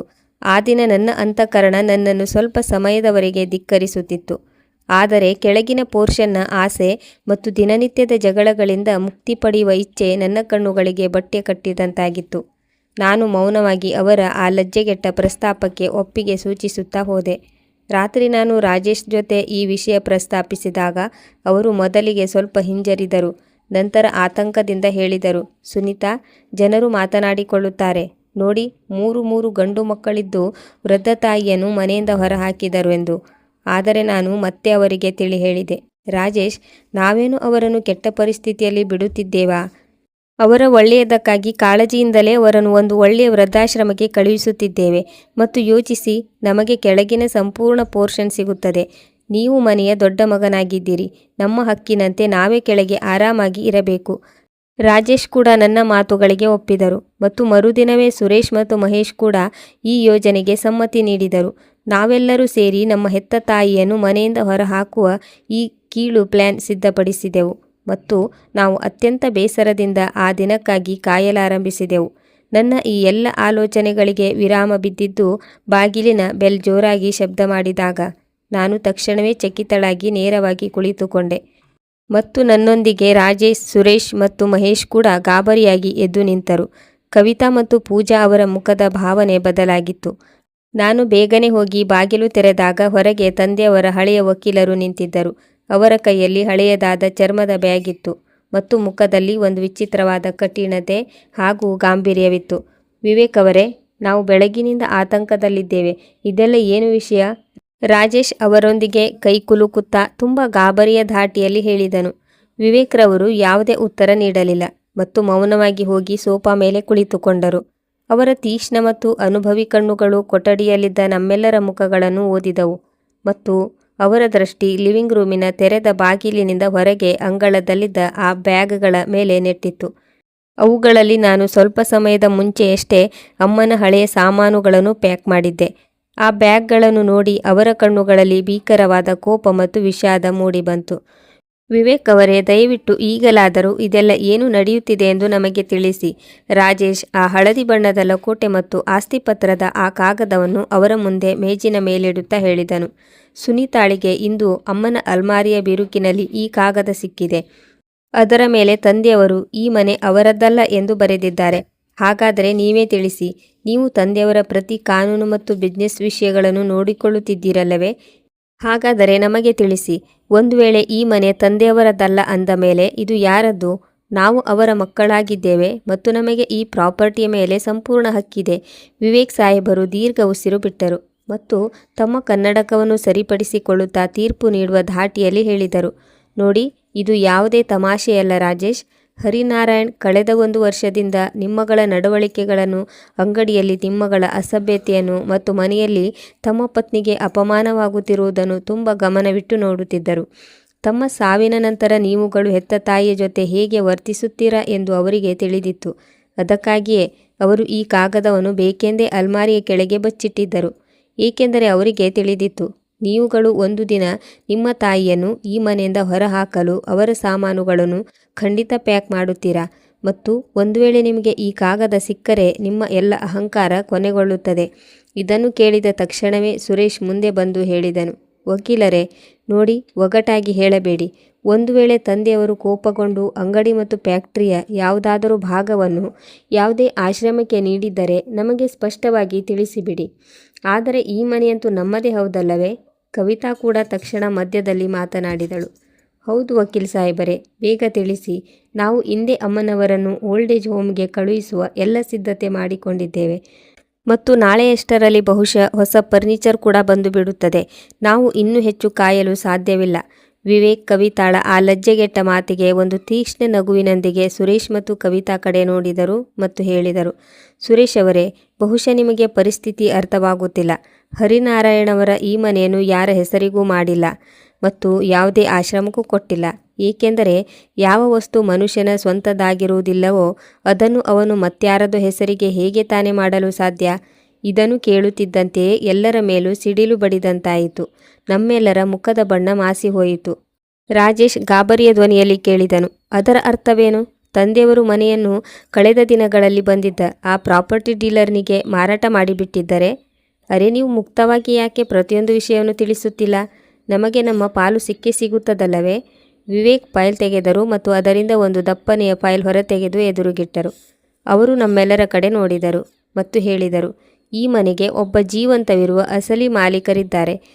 ಅವರ ಬಳಿ ಈ ಮನೆಯ ಸಂಪೂರ್ಣ ಮತ್ತು ಕಾನೂನುಬದ್ಧವಾಗಿ ಪಕ್ಕಾ ಹಕ್ಕುಗಳಿವೆ ಮತ್ತು ಮನೆ ಮೊದಲಿನಿಂದಲೂ ಆ ಮಾಲೀಕರ ಹೆಸರಿನಲ್ಲೇ ಇದೆ. ಇದನ್ನು ಕೇಳುತ್ತಿದ್ದಂತೆಯೇ ಮೌನ ಆವರಿಸಿತು. ಕೇವಲ ನಮ್ಮ ಉಸಿರಾಟದ ಶಬ್ದ ಕೇಳಿಸುತ್ತಿತ್ತು. ರಾಜೇಶ್ ಬಹಳ ಕಷ್ಟದಿಂದ ಹೇಳಿದನು, ನಿಮ್ಮ ಮಾತಿನ ಅರ್ಥವೇನು? ಈ ಮನೆ ನಮ್ಮ ತಂದೆಯವರದಲ್ಲವೇ? ಏನು ಹುಚ್ಚು ಮಾತನಾಡುತ್ತಿದ್ದೀರಿ ನೀವು? ನಾವು ಬಾಲ್ಯದಿಂದಲೂ ಈ ಮನೆಯಲ್ಲೇ ವಾಸಿಸುತ್ತಿದ್ದೇವೆ. ಈ ಮನೆ ನನ್ನ ತಂದೆಯವರದ್ದೇ ಆಗಿದೆ. ವಿವೇಕ್ ಅವರು ಕಠಿಣವಾಗಿ ತಲೆ ಆಡಿಸುತ್ತಾ ಹೇಳಿದರು. ಇಲ್ಲ ರಾಜೇಶ್, ಈ ಮನೆಯ ಅಸಲಿ ಮಾಲೀಕರು ಮತ್ಯಾರೂ ಅಲ್ಲ, ನಿಮ್ಮ ಅಮ್ಮ. ಈ ಮನೆ ಸಾವಿತ್ರಿಯವರದ್ದು. ಇದನ್ನು ಕೇಳುತ್ತಿದ್ದಂತೆಯೇ ನನ್ನ ಪಾದಗಳ ಕೆಳಗಿನ ಭೂಮಿಯೇ ಕುಸಿದಂತಾಯಿತು. ಕೊಠಡಿಯಲ್ಲಿ ನಿಂತಿದ್ದ 3 ಗಂಡು ಮಕ್ಕಳ ಮುಖಗಳು ಬಿಳುಚಿಕೊಂಡಿದ್ದವು. ಯಾರಿಗೂ ತಮ್ಮ ಕಿವಿಯನ್ನು ತಮಗೆ ನಂಬಲಾಗಲಿಲ್ಲ. ಕೋಪದಿಂದ ಸಿಟ್ಟಿಗೆದ್ದಿದ್ದ ಮಹೇಶ್ ಜೋರಾಗಿ ಹೇಳಿದನು, ನೀವು ಸುಳ್ಳು ಹೇಳುತ್ತಿದ್ದೀರಿ ವಿವೇಕ್ ಅವರೇ. ಈ ಮನೆಯನ್ನು ತಂದೆಯವರು ಸ್ವತಃ ತಾವೇ ಕಟ್ಟಿಸಿದ್ದರು. ನಾವು ಬಾಲ್ಯದಿಂದಲೂ ಇದನ್ನೇ ಕೇಳುತ್ತಾ ಬಂದಿದ್ದೇವೆ ಮತ್ತು ನಾವು ಕೂಡ ಇದೇ ಮನೆಯಲ್ಲಿ ವಾಸಿಸುತ್ತಿದ್ದೇವೆ. ಇದು ಹೇಗೆ ಸಾಧ್ಯ? ವಿವೇಕ್ ಸಾಹೇಬರು ಮಹೇಶ್ ಕಡೆ ಒಂದು ತಣ್ಣನೆಯ ನೋಟ ಬೀರಿದರು ಮತ್ತು ನಂತರ ಕಠಿಣ ಧ್ವನಿಯಲ್ಲಿ ಹೇಳಿದರು, ಹರಿನಾರಾಯಣ್ ಶರ್ಮಾ ಇದನ್ನು ಕಟ್ಟಿಸಿದ್ದರು. ಸಿಮೆಂಟ್ ಮತ್ತು ಮರಳು ಅವರದ್ದೇ ಆಗಿತ್ತು. ಆದರೆ ಈ ಜಮೀನು ಮತ್ತು ಈ ಮನೆಯ ಅಸಲಿ ರಿಜಿಸ್ಟ್ರಿ ಹರಿನಾರಾಯಣ್ ಶರ್ಮಾ ಅವರ ಹೆಸರಿನಲ್ಲಿ ಎಂದಿಗೂ ಇರಲೇ ಇಲ್ಲ. ನೀವುಗಳು ತುಂಬ ಚಿಕ್ಕವರಿದ್ದಾಗ ಅವರ ಬಿಸ್ನೆಸ್ ಸಂಪೂರ್ಣವಾಗಿ ಮುಳುಗಿ ಹೋಗಿತ್ತು. ಆ ಸಮಯದಲ್ಲಿ ನಿಮ್ಮ ಅಮ್ಮ ತಮ್ಮ ಸಂಪೂರ್ಣ ಒಡವೆಗಳನ್ನು ಮತ್ತು ತಮ್ಮ ತವರು ಮನೆಯಿಂದ ಸಿಕ್ಕಿದ್ದ ಕೌಟುಂಬಿಕ ಜಮೀನನ್ನು ಮಾರಾಟ ಮಾಡಿ ಈ ಜಾಗವನ್ನು ಖರೀದಿಸಿದ್ದರು ಮತ್ತು ಆಗ ಹರಿನಾರಾಯಣ್ ಅವರನ್ನು ಮತ್ತೊಮ್ಮೆ ಬಿಸ್ನೆಸ್ನಲ್ಲಿ ಎದ್ದು ನಿಲ್ಲಿಸಲು ಅವರು ತಮ್ಮ ಬಳಿಯಿದ್ದ ಪ್ರತಿಯೊಂದನ್ನು ನೀಡಿಬಿಟ್ಟಿದ್ದರು. ಆದರೆ ಆ ಮಹಾನ್ ಮಹಿಳೆ ಎಂದಿಗೂ ಜೀವನದಲ್ಲಿ ತಮ್ಮ ಪತಿಗೆ ಈ ಮನೆ ತನ್ನದು ಎಂಬ ಅರಿವು ಮೂಡಿಸಲೇ ಇಲ್ಲ. ಅವರು ಇಡೀ ಜೀವನ ನಿಮ್ಮಗಳ ಮುಂದೆ ನಿಮ್ಮ ತಂದೆಯವರ ಗೌರವ ಕಾಪಾಡಿದರು ಮತ್ತು ನೀವುಗಳು ನಿಮ್ಮ ತಂದೆಯನ್ನು ಈ ಮನೆಯ ಮುಖ್ಯಸ್ಥ ಎಂದು ಭಾವಿಸಲಿ ಹಾಗೂ ಅವರನ್ನು ಗೌರವಿಸಲಿ ಎಂಬ ತಮ್ಮ ಆಸೆಯನ್ನು ಕಾಯ್ದುಕೊಂಡರು. ನಿಮ್ಮ ಅಮ್ಮ ತಮ್ಮ ಪತಿಯ ಗೌರವದ ದೆಸೆಯಿಂದ ತಮ್ಮ ಹಕ್ಕನ್ನು ಕೂಡ ಇಡೀ ಜೀವನ ಅಡಗಿಸಿಟ್ಟರು ಮತ್ತು ಬದಲಿಗೆ ನೀವುಗಳು ಆ ಮಹಾನ್ ತಾಯಿಯನ್ನು ಓಲ್ಡ್ ಏಜ್ ಹೋಮ್ಗೆ ಕಳುಹಿಸುವ ನಿರ್ಧಾರ ಮಾಡಿಬಿಟ್ಟಿದ್ದೀರಿ. ವಿವೇಕ್ ಸಾಹೇಬರ ಈ ಮಾತುಗಳನ್ನು ಕೇಳಿ ನಮ್ಮ ಮೇಲೆ ಸುತ್ತಿಗೆಯಿಂದ ಹೊಡೆದಂತೆ ಭಾಸವಾಯಿತು. ಅಲ್ಲಿನ ವಾತಾವರಣ ಭಾರವಾಯಿತು. ಎಷ್ಟೆಂದರೆ ಉಸಿರಾಡುವುದು ಕೂಡ ಕಷ್ಟವೆನಿಸುತ್ತಿತ್ತು. ಕವಿತಾ ಮತ್ತು ಪೂಜಾ ಅಂತೂ ಹುಚ್ಚರಂತಾಗಿದ್ದರು. ವಿವೇಕ್ ಸಾಹೇಬರು ಇನ್ನೊಂದು ದೊಡ್ಡ ರಹಸ್ಯವನ್ನು ಹೊರಹಾಕುತ್ತಾ ಹೇಳಿದರು, ಮತ್ತು ಹೌದು, ನೀವೆಲ್ಲರೂ ಇನ್ನೊಂದು ವಿಷಯವನ್ನು ಕೇಳಿಸಿಕೊಳ್ಳಿ. ಹರಿನಾರಾಯಣ್ ಶರ್ಮಾ ಅವರು ನೀವುಗಳು ಎಷ್ಟು ದುರಾಸೆಯವರು ಎಂದು ಬಲ್ಲವರಾಗಿದ್ದರು. ಯಾವ ರಾತ್ರಿ ಅವರಿಗೆ ಹಾರ್ಟ್ ಅಟ್ಯಾಕ್ ಬಂದಿತ್ತೋ ಆ ರಾತ್ರಿ ಅವರು ನಿಮ್ಮ 3 ಸಹೋದರರ ಎಲ್ಲ ಮಾತುಗಳನ್ನು ಕೇಳಿಸಿಕೊಂಡಿದ್ದರು. ಅವರಿಗೆ ಅಂದಾಜಾಗಿತ್ತು, ತಮ್ಮ ಕಣ್ಣುಗಳು ಮುಚ್ಚಿದ ತಕ್ಷಣವೇ ನೀವುಗಳು ತಮ್ಮ ಹೆತ್ತ ತಾಯಿಯನ್ನು ಒಂದು ರೊಟ್ಟಿಗೂ ಅಸಹಾಯಕರನ್ನಾಗಿ ಮಾಡಿಬಿಡುತ್ತೀರೆಂದು. ಅದಕ್ಕಾಗಿ ಅವರು ಹೋಗುವ ಮುನ್ನ ತಮ್ಮ ಬಿಸ್ನೆಸ್ ಮತ್ತು ಫ್ಯಾಕ್ಟರಿಯ 50% ಭಾಗವನ್ನು ಕೂಡ ಕಾನೂನುಬದ್ಧವಾಗಿ ಸಾವಿತ್ರಿಯವರ ಹೆಸರಿಗೆ ಟ್ರಾನ್ಸ್ಫರ್ ಮಾಡಿ ಹೋಗಿದ್ದರು. ವಿವೇಕ್ ಸಾಹೇಬರ ಈ ಮಾತು ಕೇಳಿ 3 ಸಹೋದರರ ಕಾಲುಗಳು ನಡುಗಲಾರಂಭಿಸಿದವು. ಯಾವ ಅಂಗಡಿ ಮತ್ತು ಫ್ಯಾಕ್ಟರಿಯ ಮೇಲೆ ಅವರು ತಮ್ಮ ಸಂಪೂರ್ಣ ಹಕ್ಕಿದೆ ಎಂದು ತಿಳಿದುಕೊಂಡಿದ್ದರೋ ಈಗ ಅದರ ಅರ್ಧ ಭಾಗವೂ ಕೂಡ ಅವರ ಕೈಯಿಂದ ಜಾರಿ ಹೋಗಿತ್ತು. ಅವರ ಆ ಅಹಂಕಾರ, ಆ ದರ್ಪ ಮತ್ತು ಸ್ವಲ್ಪ ಸಮಯದ ಮುಂಚೆಯವರೆಗೆ ಅವರ ಮುಖದಲ್ಲಿ ಹೊಳೆಯುತ್ತಿದ್ದ ಪ್ರತಿಯೊಂದು ಒಂದು ಕ್ಷಣದಲ್ಲಿ ಮಣ್ಣು ಪಾಲಾಯಿತು. ವಿವೇಕ್ ಸಾಹೇಬರು ನನ್ನ ಕಡೆ ನೋಡಿದರು ಮತ್ತು ಮೆಲ್ಲನೆಯ ಆದರೆ ತೀರ್ಪು ನೀಡುವ ಧಾಟಿಯಲ್ಲಿ ಹೇಳಿದರು, ಮತ್ತು ಈ ಮನೆಯ ವಿಷಯದ ಬಗ್ಗೆ ಹೇಳಬೇಕೆಂದರೆ ಸಾವಿತ್ರಿಯವರು ಸ್ವತಃ ತಮ್ಮದೇ ಖುಷಿಯಿಂದ ಕಳೆದ ವರ್ಷವೇ ಈ ನಿರ್ಧಾರ ಮಾಡಿದ್ದರು ಮತ್ತು ಹರಿನಾರಾಯಣ್ ಅವರು ಕೂಡ ಇದಕ್ಕೆ ತಮ್ಮ ಅನುಮತಿಯನ್ನು ನೀಡಿದ್ದರು. ತಾವು ಹೋದ ನಂತರ ಈ ಮನೆ ಅವರ ಏಕೈಕ ಮೊಮ್ಮಗ ಆರವ್ನ ಹೆಸರಿಗೆ ಆಗುತ್ತದೆ. ಏಕೆಂದರೆ ಇಡೀ ಮನೆಯಲ್ಲಿ ಅಜ್ಜಿಯನ್ನು ನಿಜವಾಗಿ ಪ್ರೀತಿಸುವ ಜೀವವೆಂದರೆ ಆ ಮುಗ್ಧ ಮಗು ಮಾತ್ರ ಮತ್ತು ಅಜ್ಜಿಯ ಹೃದಯದಲ್ಲೂ ಅವನ ಬಗ್ಗೆ ಅಪಾರವಾದ ಪ್ರೀತಿ ಇದೆ. ಆದರೆ ಹೌದು, ನೀವೆಲ್ಲರೂ ಕಿವಿ ತೆರೆದು ಕೇಳಿಸಿಕೊಳ್ಳಿ. ವಿಲ್ ಪ್ರಕಾರ ಎಲ್ಲಿಯವರೆಗೆ ಸಾವಿತ್ರಿಯವರು ಜೀವಂತವಾಗಿರುತ್ತಾರೋ ಈ ಮನೆಯ ಒಂದೊಂದು ಇಟ್ಟಿಗೆಯ ಮಾಲೀಕರು ಅವರೇ ಆಗಿರುತ್ತಾರೆ. ಆರವ್ಗೆ ಈ ಮನೆ ಅವರ ನಂತರವಷ್ಟೇ ಸಿಗುತ್ತದೆ ಮತ್ತು ಅಲ್ಲಿಯವರೆಗೆ ಈ ಮನೆಯ ಸಂಪೂರ್ಣ ಕಂಟ್ರೋಲ್ ಸಾವಿತ್ರಿಯವರ ಕೈಯಲ್ಲೇ ಇರುತ್ತದೆ. ಇದನ್ನು ಕೇಳುತ್ತಿದ್ದಂತೆಯೇ ಕವಿತಾ ಮತ್ತು ಪೂಜಾ ಅವರ ಬಾಯಿ ತೆರೆದೇ ಉಳಿಯಿತು. ಅವರಿಗೆ ತಮ್ಮ ಭವಿಷ್ಯವೇ ಮುಳುಗುತ್ತಿರುವುದು ಕಾಣಿಸತೊಡಗಿತು. ವಿವೇಕ್ ಎಲ್ಲರ ಮುಂದೆ ಬಂದು ನಿಂತುಕೊಂಡರು ಮತ್ತು ತಮ್ಮ ಬ್ಯಾಗ್ ಬಂದ್ ಮಾಡುತ್ತಾ ತುಂಬ ಕಠಿಣ ಧಾಟಿಯಲ್ಲಿ ಹೇಳಿದರು, ಹರಿನಾರಾಯಣ್ ಸಾಹೇಬರ ಕೊನೆಯ ಸಂದೇಶ ಇದೇ ಆಗಿತ್ತು. ಒಂದು ವೇಳೆ ನೀವುಗಳು ಸಾವಿತ್ರಿಯವರನ್ನು ಈ ಮನೆಯಿಂದ ಹೊರಹಾಕಲು ಸಣ್ಣ ಪ್ರಯತ್ನವನ್ನಾದರೂ ಮಾಡಿದರೆ ಅಥವಾ ಅವರಿಗೆ ಯಾವುದೇ ರೀತಿಯ ತೊಂದರೆ ನೀಡಿದರೆ ಅವರು ಒಂದು ಫೋನ್ ಕಾಲ್ ಮಾಡಿ ಪೊಲೀಸರನ್ನು ಕರೆಸಿ ನಿಮ್ಮೆಲ್ಲರನ್ನು ಇಲ್ಲಿಂದ ಹೊರದಬ್ಬಬಹುದು. ನೀವುಗಳು ಅದೇ ಕ್ಷಣ ರಸ್ತೆಗೆ ಬಂದು ಬಿಡುತ್ತೀರಿ ಮತ್ತು ನಿಮ್ಮ ಬಳಿ ಕೋರ್ಟಿಗೆ ಹೋಗುವ ಯಾವುದೇ ದಾರಿಯೂ ಉಳಿಯುವುದಿಲ್ಲ. ಏಕೆಂದರೆ ಕಾನೂನುಬದ್ಧವಾಗಿ ನೀವುಗಳು ಅವರದ್ದೇನೂ ಹಾಳು ಮಾಡಲು ಸಾಧ್ಯವಿಲ್ಲ. ಇಷ್ಟು ಹೇಳಿ ವಿವೇಕ್ ರವರು ಲಿವಿಂಗ್ ರೂಮ್ನಿಂದ ಹೊರಗೆ ಹೋದರು ಮತ್ತು ಹಿಂದೆ ನಮ್ಮೆಲ್ಲರನ್ನು ಒಂದು ಭಯ ಮತ್ತು ನಂಬಿಕೆಯ ನಡುವೆ ಬಿಟ್ಟು ಹೋದರು. ಅದು ನಮ್ಮ ಕಣ್ಣೆದುರು ಕತ್ತಲೆ ಆವರಿಸುವಂತೆ ಮಾಡಿತ್ತು. ವಿವೇಕ್ ರವರು ಹೋದ ನಂತರ ಡ್ರಾಯಿಂಗ್ ರೂಮಿನಲ್ಲಿ ಕೆಲವು ಕ್ಷಣಗಳವರೆಗೆ ಮೌನ ಆವರಿಸಿತ್ತು. ನಾವೆಲ್ಲರೂ ಕಲ್ಲಿನಂತೆ ನಮ್ಮ ನಮ್ಮ ಜಾಗದಲ್ಲೇ ನಿಂತಿದ್ದೆವು ಮತ್ತು ಮೆದುಳು ಯಾವ ವಿಷಯವನ್ನು ನಂಬಲು ಸಿದ್ಧವಿರಲಿಲ್ಲ. ಎಲ್ಲಕ್ಕಿಂತ ಮುಂಚೆ ಈ ಮೌನವನ್ನು ಕವಿತಾಳ ತೀಕ್ಷ್ಣ ಮತ್ತು ಹರಿದ ಧ್ವನಿ ಒಡೆಯಿತು. ಅವಳು ಇದ್ದಕ್ಕಿದ್ದಂತೆ ಬಾಂಬಿನಂತೆ ಸಿಡಿದಳು ಮತ್ತು ನೇರವಾಗಿ ನನ್ನ ಕಡೆ ನೋಡಿ ಕಿರುಚಲಾರಂಭಿಸಿದಳು. ಇದೆಲ್ಲವೂ ಸುನೀತಾ ಅಕ್ಕನ ಕುತಂತ್ರವಾಗಿದೆ. ಈ ನಾಟಕದ ಮಹಿಳೆ ಮೊದಲಿನಿಂದಲೂ ಅಮ್ಮನ ಚಮಚ ಆಗಿದ್ದಳು. ಇವಳು ಈ ಕೋಟ್ಯಾಂತರ ರೂಪಾಯಿಯ ಮನೆ ತನ್ನ ಮಗನ ಹೆಸರಿಗೆ ಮಾಡಿಸಿಕೊಳ್ಳಲು ಮಾವನವರ ಮೇಲೆ ಮಂತ್ರತಂತ್ರ ಮಾಡಿರಬೇಕು. ಇಲ್ಲದಿದ್ದರೆ ಇದು ಹೇಗೆ ಸಾಧ್ಯ? ತಂದೆಯವರು ಸಂಪೂರ್ಣ ಮನೆಯನ್ನು ಇಷ್ಟೊಂದು ಸಣ್ಣ ಮಗುವಿನ ಹೆಸರಿಗೆ ಬರೆದಿಟ್ಟು ನಮಗೆ ರಸ್ತೆಯಲ್ಲಿ ಬಿಟ್ಟು ಹೋಗಲು ಹೇಗೆ ಸಾಧ್ಯ? ಪೂಜಾ ಕೂಡ ತಕ್ಷಣವೇ ಕವಿತಾಳ ಜೊತೆಗೂಡಿದಳು. ಅವಳು ಅಳುತ್ತಾ ಮಹೇಶ್ನ ಕೊರಳನ್ನು ಬಿಗಿದು ಹೇಳಿದಳು, ನಿಮ್ಮ ಸಹೋದರರಿಂದ ಪಾಲು ಕೇಳಿ ಎಂದು ನಾನು ನಿಮಗೆ ಮೊದಲೇ ಹೇಳುತ್ತಿದ್ದೇನಲ್ಲವೇ? ನೀವು ಬರೀ ಮುಗ್ಧರಾಗಿಯೇ ಉಳಿದ್ರಿ. ಈಗ ನೋಡಿ ನಮಗೆ ಏನು ಸಿಕ್ಕಿತು? ಇಡೀ ಜೀವನ ಕಷ್ಟಪಟ್ಟ ಮೇಲೆಯೂ ಈ ದೊಡ್ಡ ಅಕ್ಕ ಮತ್ತು ಅವರ ಮಗ ಎಲ್ಲವನ್ನೂ ಬಾಚಿ ತೆಗೆದುಕೊಂಡು ಹೋದರು ಮತ್ತು ನಾವು ಇಲ್ಲಿ ಭಿಕ್ಷುಕರಂತೆ ಬದುಕಬೇಕಾಗಿದೆ. ಅವರಿಬ್ಬರ ವಿಷಪೂರಿತ ಮಾತುಗಳು ಆ ಕೊಠಡಿಯಲ್ಲಿ ಚಂಡಮಾರುತ ಎಬ್ಬಿಸಿದವು. ಸುರೇಶ್ ಕೋಪದಿಂದ ಮುಂದೆ ಬಂದು ರಾಜೇಶ್ ಅವರ ಕಾಲರ್ ಹಿಡಿದುಕೊಂಡನು ಮತ್ತು ಕಿರುಚುತ್ತಾ ಹೇಳಿದನು, ಅಣ್ಣ, ಇದೆಲ್ಲವೂ ನಿಮ್ಮ ಪತ್ನಿಯ ಕೆಲಸವಾಗಿದೆ. ನೀವು ಬೇಕೆಂದೇ ನಿಮ್ಮ ಮಗನನ್ನು ಅಜ್ಜಿಯ ಬಳಿ ಬಿಟ್ಟಿದ್ದೀರಿ. ಇದರಿಂದ ಅವಳು ಅವರ ಪ್ರಾಪರ್ಟಿಯನ್ನು ವಶ ಮಾಡಿಕೊಂಡಿದ್ದಾಳೆ. ಇಂದು ನಾವು ರಸ್ತೆಗೆ ಬಂದಿದ್ದೇವೆ ಅಂದರೆ ಅದಕ್ಕೆ ಜವಾಬ್ದಾರರು ನೀವು ಮತ್ತು ನಿಮ್ಮ ಪತ್ನಿ. ರಾಜೇಶ್ ಕೂಡ ಸುರೇಶ್ನ ಕೈಯನ್ನು ಕೊಡವಿದರು ಮತ್ತು ಕೋಪದಿಂದ ಹೇಳಿದರು, ನಿನ್ನ ಹುಚ್ಚು ಮಾತುಗಳನ್ನು ಬಂದ್ ಮಾಡು. ನನಗೆ ಸ್ವತಃ ಈ ವಿಷಯ ಇಂದು ಈಗಷ್ಟೇ ತಿಳಿದಿದೆ ಮತ್ತು ಒಂದು ವೇಳೆ ಅಮ್ಮ ಈ ಮನೆಯನ್ನು ಆರವ್ ಹೆಸರಿಗೆ ಮಾಡಿದ್ದರೆ ಇದರಲ್ಲಿ ನನ್ನ ತಪ್ಪಾದರೂ ಏನಿದೆ? ನೀವುಗಳು ಕೂಡ ಸ್ವತಃ ಅಮ್ಮನಿಂದ ಮುಕ್ತಿ ಮಾಡಿಕೊಳ್ಳಲು ಬಯಸುತ್ತಿದ್ದೀರಲ್ಲವೇ? ಈಗ ನಿಮ್ಮ ಕರ್ಮದ ಫಲವನ್ನು ನೀವೇ ಅನುಭವಿಸಿ. ಮುಖೇಶ್ ಕೂಡ ಮಧ್ಯದಲ್ಲಿ ಧುಮುಕಿದನು ಮತ್ತು ಮೂವರು ಸಹೋದರರಲ್ಲಿ ಎಂತಹ ಕೆಟ್ಟ ಮಾತುಗಳು ನಡೆದವು ಮತ್ತು ಕೈ ಮಿಲಾಯಿಸುವ ಸ್ಥಿತಿ ಬಂದಿತೆಂದರೆ ಇಡೀ ಮನೆಯಲ್ಲಿ ಕೋಲಾಹಲವೇ ಸೃಷ್ಟಿಯಾಯಿತು. ಕವಿತಾ ಮತ್ತು ಪೂಜಾ ನಿಂತುಕೊಂಡು ತಮ್ಮ ತಮ್ಮ ಪತಿಯಂದಿರನ್ನು ಪ್ರಚೋದಿಸುತ್ತಿದ್ದರು ಮತ್ತು ನನ್ನ ಮೇಲೆ ಬೈಗುಳಗಳ ಬಾಣಗಳನ್ನು ಎಸೆಯುತ್ತಿದ್ದರು. ಅವರಿಬ್ಬರು ಕೆಲವು ಸಮಯದ ಮುಂಚೆಯಷ್ಟೇ ತಮ್ಮ ಹೊಸ ಬ್ಯೂಟಿ ಪಾರ್ಲರ್ನ ಕನಸು ಕಾಣುತ್ತಿದ್ದರು. ಈಗ ತಮ್ಮ ಕೂದಲನ್ನು ತಾವೇ ಕಿತ್ತುಕೊಳ್ಳುತ್ತಿದ್ದರು. ಆಸೆ ಮತ್ತು ಸ್ವಾರ್ಥ ಇಂದು ಅವರೊಳಗಿದ್ದ ಎಲ್ಲ ಸಂಬಂಧಗಳನ್ನು ಚೂರು ಚೂರು ಮಾಡಿಬಿಟ್ಟಿತು ಮತ್ತು ತಂದೆಯವರ ಸಾವಿಗೆ ಖುಷಿಯಾಗಿದ್ದ ಆ ಮೂವರು ಸಹೋದರರು ಇಂದು ಒಬ್ಬರ ಪ್ರಾಣ ತೆಗೆದುಕೊಳ್ಳಲು ಇನ್ನೊಬ್ಬರು ಸಿದ್ಧರಾಗಿದ್ದರು. ಇದೆಲ್ಲದರ ನಡುವೆ ಸಂಪೂರ್ಣ ಶಾಂತವಾಗಿ ನಾನು ನಿಂತಿದ್ದೆ. ನನ್ನ ಕಿವಿಗೆ ಕವಿತಾ ಮತ್ತು ಪೂಜಾಳ ಮಾತುಗಳು ಕೇಳಿಸುತ್ತಿದ್ದವು. ಆದರೆ ಸ್ವಾರ್ಥದ ದೆಸೆಯಿಂದ ಗಾಢ ನಿದ್ದೆಯಲ್ಲಿದ್ದ ನನ್ನ ಅಂತಃಕರಣ ಇಂದು ನನಗೆ ಒಂದು ಜೋರಾದ ಏಟು ನೀಡಿ ಎಬ್ಬಿಸುತ್ತಿತ್ತು. ನನ್ನೊಳಗೆ ಒಂದು ವಿಚಿತ್ರವಾದ ಗೊಂದಲ ಮೂಡಿತು. ನಾನು ಯೋಚಿಸುತ್ತಿದ್ದೆ, ಅಮ್ಮ ಎಂತಹ ಮಹಾನ್ ವ್ಯಕ್ತಿತ್ವದ ಮಹಿಳೆಯಾಗಿದ್ದಾರೆ. ಅವರು ಜೀವನ ಪೂರ್ತಿ ತಮ್ಮ ಹೆಸರಿನಲ್ಲಿರುವ ಮನೆಯನ್ನು ಪತಿಯ ಮನೆ ಎಂದು ಹೇಳುತ್ತಾ ಬಂದಿದ್ದರು. ನನ್ನ ಒರಟುತನವನ್ನು, ನನ್ನ ಪ್ರತಿ ಪ್ರಶ್ನೆಯನ್ನು ಮೌನವಾಗಿ ಸಹಿಸಿಕೊಂಡಿದ್ದರು. ಆದರೂ ನನ್ನ ಮಗುವಿನ ಭವಿಷ್ಯವನ್ನು ಸುರಕ್ಷಿತ ಮಾಡಿದರು.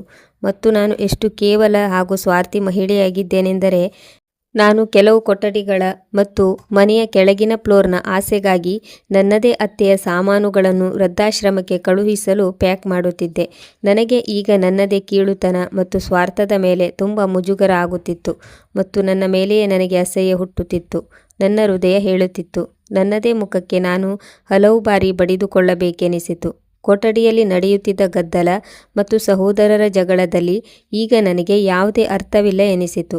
ಏಕೆಂದರೆ ನನ್ನೊಳಗೆ ನಡೆಯುತ್ತಿದ್ದ ಪಶ್ಚಾತ್ತಾಪದ ಚಂಡಮಾರುತ ಈ ಎಲ್ಲ ವಿಷಯಗಳಿಗಿಂತಲೂ ತುಂಬ ವೇಗವಾಗಿ ಮತ್ತು ನೋವಿನಿಂದ ಕೂಡಿತ್ತು. ಸುರೇಶ್ ಮತ್ತು ಮಹೇಶ್ ಒಬ್ಬರನ್ನೊಬ್ಬರು ತಳ್ಳುತ್ತಿದ್ದರು ಮತ್ತು ರಾಜೇಶ್ ಅವರನ್ನು ಪ್ರತ್ಯೇಕ ಮಾಡುವ ಜಾಗದಲ್ಲಿ ಸ್ವತಃ ತಾವೇ ಅವರ ಜಗಳದ ಭಾಗವಾಗಿದ್ದರು. ಕವಿತಾಳ ಆ ಹರಿದ ಧ್ವನಿ ಇಡೀ ಮನೆಯಲ್ಲಿ ಕೇಳಿಸುತ್ತಿತ್ತು. ಒಂದು ಕಡೆ ಇವರು ಕೆಲವು ಗಂಟೆಗಳ ಮೊದಲು ವೃದ್ಧ ತಾಯಿಯನ್ನು ಮನೆಯಿಂದ ಹೊರಹಾಕುವ ಯೋಜನೆ ರೂಪಿಸುತ್ತಿದ್ದರು. ಆದರೆ ಈಗ ಪ್ರಾಪರ್ಟಿ ಕೈಯಿಂದ ಜಾರುತ್ತಿರುವುದನ್ನು ನೋಡಿ ಒಬ್ಬರ ಪ್ರಾಣಕ್ಕೆ ಇನ್ನೊಬ್ಬರು ಶತ್ರುವಾಗಿದ್ದರು. ಸುರೇಶ್ ಕೋಪದಿಂದ ಕಿರುಚುತ್ತಿದ್ದನು ಮತ್ತು ರಾಜೇಶ್ ಮರಳಿ ಹೇಳುತ್ತಿದ್ದನು, ನನಗೆ ಈಗಷ್ಟೇ ಸ್ವತಃ ವಿವೇಕ್ ಸಾಹೇಬರಿಂದ ಇದೆಲ್ಲವೂ ತಿಳಿದಿದೆ. ಮಹೇಶ್ ಮಧ್ಯದಲ್ಲಿ ಬಂದು ಹೇಳಿದನು, ಹೌದು, ಅಮ್ಮನನ್ನು ಹೊರಹಾಕುವ ಪ್ಲ್ಯಾನ್ ಕೂಡ ನಿಮ್ಮದು ಮತ್ತು ನಿಮ್ಮ ಪತ್ನಿ ಕವಿತಾಳದ್ದೇ ಆಗಿತ್ತಲ್ಲವೇ? ಮತ್ತು ನೀವುಗಳು ಬೇಕೆಂದೇ ನಾವೆಲ್ಲರೂ ಅಮ್ಮನ ವಿರುದ್ಧವಾಗುವಂತಹ ವಾತಾವರಣ ಸೃಷ್ಟಿಸಿದ್ದೀರಿ. ನನಗೆ ಅವರೆಲ್ಲರೂ ಈ ರೀತಿ ಒಬ್ಬರ ಮೇಲೊಬ್ಬರು ದೋಷ ಹೊರಿಸಿಕೊಳ್ಳುತ್ತಿರುವುದನ್ನು ನೋಡಿ ತುಂಬ ಬೇಸರ ಎನಿಸುತ್ತಿತ್ತು. ಇವರ ಇಂತಹ ಹುಚ್ಚುತನವನ್ನು ಹೇಗೆ ತಡೆಯುವುದು ಎಂದು ನನಗೆ ಅರ್ಥವಾಗುತ್ತಿರಲಿಲ್ಲ. ನಾನು ವಿವೇಕ್ ಸಾಹೇಬರು ತಿಳಿಸಿದ ಸತ್ಯದ ಬಗ್ಗೆ ಯೋಚಿಸುತ್ತಿದ್ದೆ. ಅಮ್ಮ ಹೇಗೆ ಇಡೀ ಜೀವನ ಮೌನವಾಗಿ ತ್ಯಾಗದಲ್ಲೇ ಕಳೆದು ಬಿಟ್ಟರು. ಅವರು ತಮ್ಮ ಜಮೀನು ಮತ್ತು ಒಡವೆಗಳನ್ನು ಮಾರಿ ನಮಗಾಗಿ ಈ ಸೂರಿನ ವ್ಯವಸ್ಥೆ ಮಾಡಿದರು. ತಮ್ಮ ಪತಿಯ ಗೌರವವನ್ನು ಕಾಪಾಡಿದರು. ಮತ್ತು ನಾವು ಅವರಿಗೆ ಏನು ನೀಡಿದೆವು? ಇದೇ ಗದ್ದಲದ ನಡುವೆ ಇದ್ದಕ್ಕಿದ್ದಂತೆ ಬಾಗಿಲಿನ ಬಳಿಯಿಂದ ಒಂದು ಧ್ವನಿ ಕೇಳಿಸಿತು. ನಾನು ಚಕಿತಳಾಗಿ ತಿರುಗಿ ನೋಡಿದಾಗ ನನ್ನ 9 ವರ್ಷದ ಮಗ ಬಾಗಿಲ ಬಳಿ ನಿಂತಿದ್ದನು. ಅವನ ಮುಗ್ಧ ಮುಖ ಕಣ್ಣೀರಿನಿಂದ ಒದ್ದೆಯಾಗಿತ್ತು ಮತ್ತು ಅವನ ಕೈಯಲ್ಲಿ ಅವನ ಅಜ್ಜಿಯ ಹಳೆಯ ಚಿತ್ರವಿತ್ತು. ಆರವ್ ಈ ರೀತಿ ಅಳುತ್ತಿರುವುದನ್ನು ನೋಡಿ ನನ್ನ ಹೆಜ್ಜೆಗಳು ತಾವಾಗಿಯೇ ಅವನ ಕಡೆ ಸಾಗಿದವು. ಅವನು ಓಡೋಡಿ ಬಂದನು ಮತ್ತು ನನ್ನ ಕಾಲುಗಳನ್ನು ಬಿಗಿದಪ್ಪಿಕೊಂಡು ಅಳಲಾರಂಭಿಸಿದನು. ಅಜ್ಜಿ ಅಳುತ್ತಿದ್ದಾರೆ, ನೀವು ಅವರನ್ನು ಮನೆಯಿಂದ ಹೊರಹಾಕಬೇಡಿ. ಒಂದು ವೇಳೆ ನನ್ನ ಅಜ್ಜಿ ಹೊರಟು ಹೋದರೆ ನಾನು ಕೂಡ ಅವರ ಜೊತೆಯೇ ಓಲ್ಡ್ ಏಜ್ ಹೋಮ್ಗೆ ಹೊರಟು ಹೋಗುತ್ತೇನೆ. ನಾನು ಅಜ್ಜಿ ಇಲ್ಲದೆ ಬದುಕಲು ಸಾಧ್ಯವಿಲ್ಲ. ನನ್ನ ಮಗುವಿನ ಇಂತಹ ಮುಗ್ಧ ಮಾತುಗಳನ್ನು ಕೇಳಿ ನಾನು ದಂಗಾದೆ. ಅದೇ ಸಮಯದಲ್ಲಿ ಡ್ರಾಯಿಂಗ್ ರೂಮಿನಲ್ಲಿ ನಡೆಯುತ್ತಿದ್ದ ಜಗಳಕ್ಕೆ ಬ್ರೇಕ್ ಬಿದ್ದಿತ್ತು. ರಾಜೇಶ್, ಸುರೇಶ್ ಮತ್ತು ಮಹೇಶ್ ಅವರ ಕೈಗಳು ನಿಂತವು. ಪೂಜಾ ಹಾಗೂ ಕವಿತಾ ಕೂಡ ಮೌನವಾದರು. ಎಲ್ಲರ ದೃಷ್ಟಿಯು ಈಗ ಆರವ್ ಮೇಲೆ ನೆಟ್ಟಿತು. ನನ್ನ ತಾಳ್ಮೆಯ ಆಣೆಕಟ್ಟು ಒಡೆಯಿತು. ನನ್ನ ಮಗನ ಇಂತಹ ಮಾತುಗಳನ್ನು ಕೇಳಿ ನನ್ನ ಕಣ್ಣೀರು ನಿಲ್ಲುತ್ತಲೇ ಇರಲಿಲ್ಲ. ನಾನು ಅವನನ್ನು ಎದೆಗೆ ಅಪ್ಪಿಕೊಂಡೆ ಮತ್ತು ಬಿಕ್ಕಿ ಬಿಕ್ಕಿ ಅಳಲಾರಂಭಿಸಿದೆ.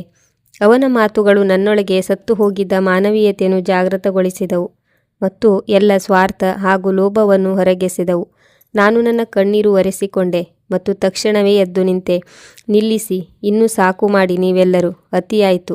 ನನ್ನ ಈ ಗಂಭೀರ ಧ್ವನಿಗೆ ಪ್ರತಿಯೊಬ್ಬರೂ ನನ್ನನ್ನು ಗಮನವಿಟ್ಟು ನೋಡಲಾರಂಭಿಸಿದರು. ನಾನು ತುಂಬ ದುಃಖ ಮತ್ತು ಕೋಪದಿಂದ ಹೇಳಿದೆ, ನಾಚಿಕೆಯಾಗಬೇಕು ನಮ್ಮೆಲ್ಲರಿಗೂ. ನಾವು ಆ ಗೋಡೆಗಳಿಗಾಗಿ ಜಗಳವಾಡುತ್ತಿದ್ದೇವೆ. ಈ ಮನೆಯ ನಿಜವಾದ ಮಾಲೀಕರನ್ನು ಹೊರಹಾಕಲು ಸಿದ್ಧರಾಗಿದ್ದೇವೆ. ರಾಜೇಶ್ ಹೇಳಿದನು. ಸುನೀತಾ, ನೀನು ಮಧ್ಯದಲ್ಲಿ ಮಾತನಾಡಬೇಡ. ಇದು ನಮ್ಮ ಪ್ರಾಪರ್ಟಿಯ ವಿಷಯವಾಗಿದೆ. ಆದರೆ ನಾನು ಅವನ ಮಾತನ್ನು ಅರ್ಧಕ್ಕೆ ನಿಲ್ಲಿಸಿದೆ. ಯಾವ ಮನೆ ರಾಜೇಶ್? ನಿಮ್ಮ ಅಮ್ಮ ತಮ್ಮ ಒಡವೆಗಳನ್ನು ಮಾರಿ ಖರೀದಿಸಿದ ಮನೆ ಇದು ಮತ್ತು ಇಡೀ ಜೀವನ ನಿಮ್ಮ ತಂದೆಯವರ ಗೌರವ ಕಾಪಾಡಲು ನಿಮಗೆ ತಿಳಿಸದೆ ಮುಚ್ಚಿಟ್ಟಿದ್ದರು. ಇಂದು ನೀವುಗಳು ಈ ಪ್ರಾಪರ್ಟಿಗಾಗಿ ಒಬ್ಬರ ಕಾಲರ್ ಇನ್ನೊಬ್ಬರು ಹಿಡಿಯುತ್ತಿದ್ದೀರಾ? ನಾನು ತಕ್ಷಣವೇ ಅಲ್ಲಿಂದ ಹೊರಟು ಅಂಗಳಕ್ಕೆ ಬಂದೆ. ಅಲ್ಲಿ ಸೂಟ್ಕೇಸ್ಗಳನ್ನು ಇಡಲಾಗಿತ್ತು. ಅವುಗಳಲ್ಲಿ ನಾನು ನನ್ನದೇ ಕೈಯಿಂದ ಅಮ್ಮನ ಸಾಮಾನುಗಳನ್ನು ಪ್ಯಾಕ್ ಮಾಡಿದ್ದೆ ಮತ್ತು ನೆಲದ ಮೇಲೆ ಕುಳಿತು ಬೇಗ ಬೇಗ ಅವುಗಳ ಚೈನ್ ಓಪನ್ ಮಾಡಲಾರಂಭಿಸಿದೆ. ನಾನು ಅಮ್ಮನ ಬಟ್ಟೆಗಳು ಮತ್ತು ಔಷಧಿಗಳನ್ನು ಹೊರತೆಗೆಯಲು ಪ್ರಾರಂಭಿಸಿದೆ. ನನ್ನ ಕೈಗಳು ಅತಿ ವೇಗವಾಗಿ ಚಲಿಸುತ್ತಿದ್ದವು ಮತ್ತು ಕಣ್ಣುಗಳಿಂದ ಸತತವಾಗಿ ನೀರು ಹರಿಯುತ್ತಿತ್ತು. ಕವಿತಾ ಮತ್ತು ಪೂಜಾ ಕೂಡ ನನ್ನ ಬೆನ್ನ ಹಿಂದೆ ಬಂದರು. ಕವಿತಾ ಜೋರಾದ ಧ್ವನಿಯಲ್ಲಿ ಹೇಳಿದಳು, ಅರೆ ವಾ ಅಕ್ಕ, ಏನು ವಿಷಯ? ನಿಮಗಂತೂ ಈಗ ನಿಮ್ಮ ಮನೆ ಸಿಕ್ಕಿಬಿಟ್ಟಿತಲ್ಲವೇ? ನಿಮ್ಮ ಮಗ ಕೋಟ್ಯಾಂತರ ರೂಪಾಯಿ ಪ್ರಾಪರ್ಟಿಯ ವಾರಸುದಾರನಾಗಿದ್ದಾನೆ.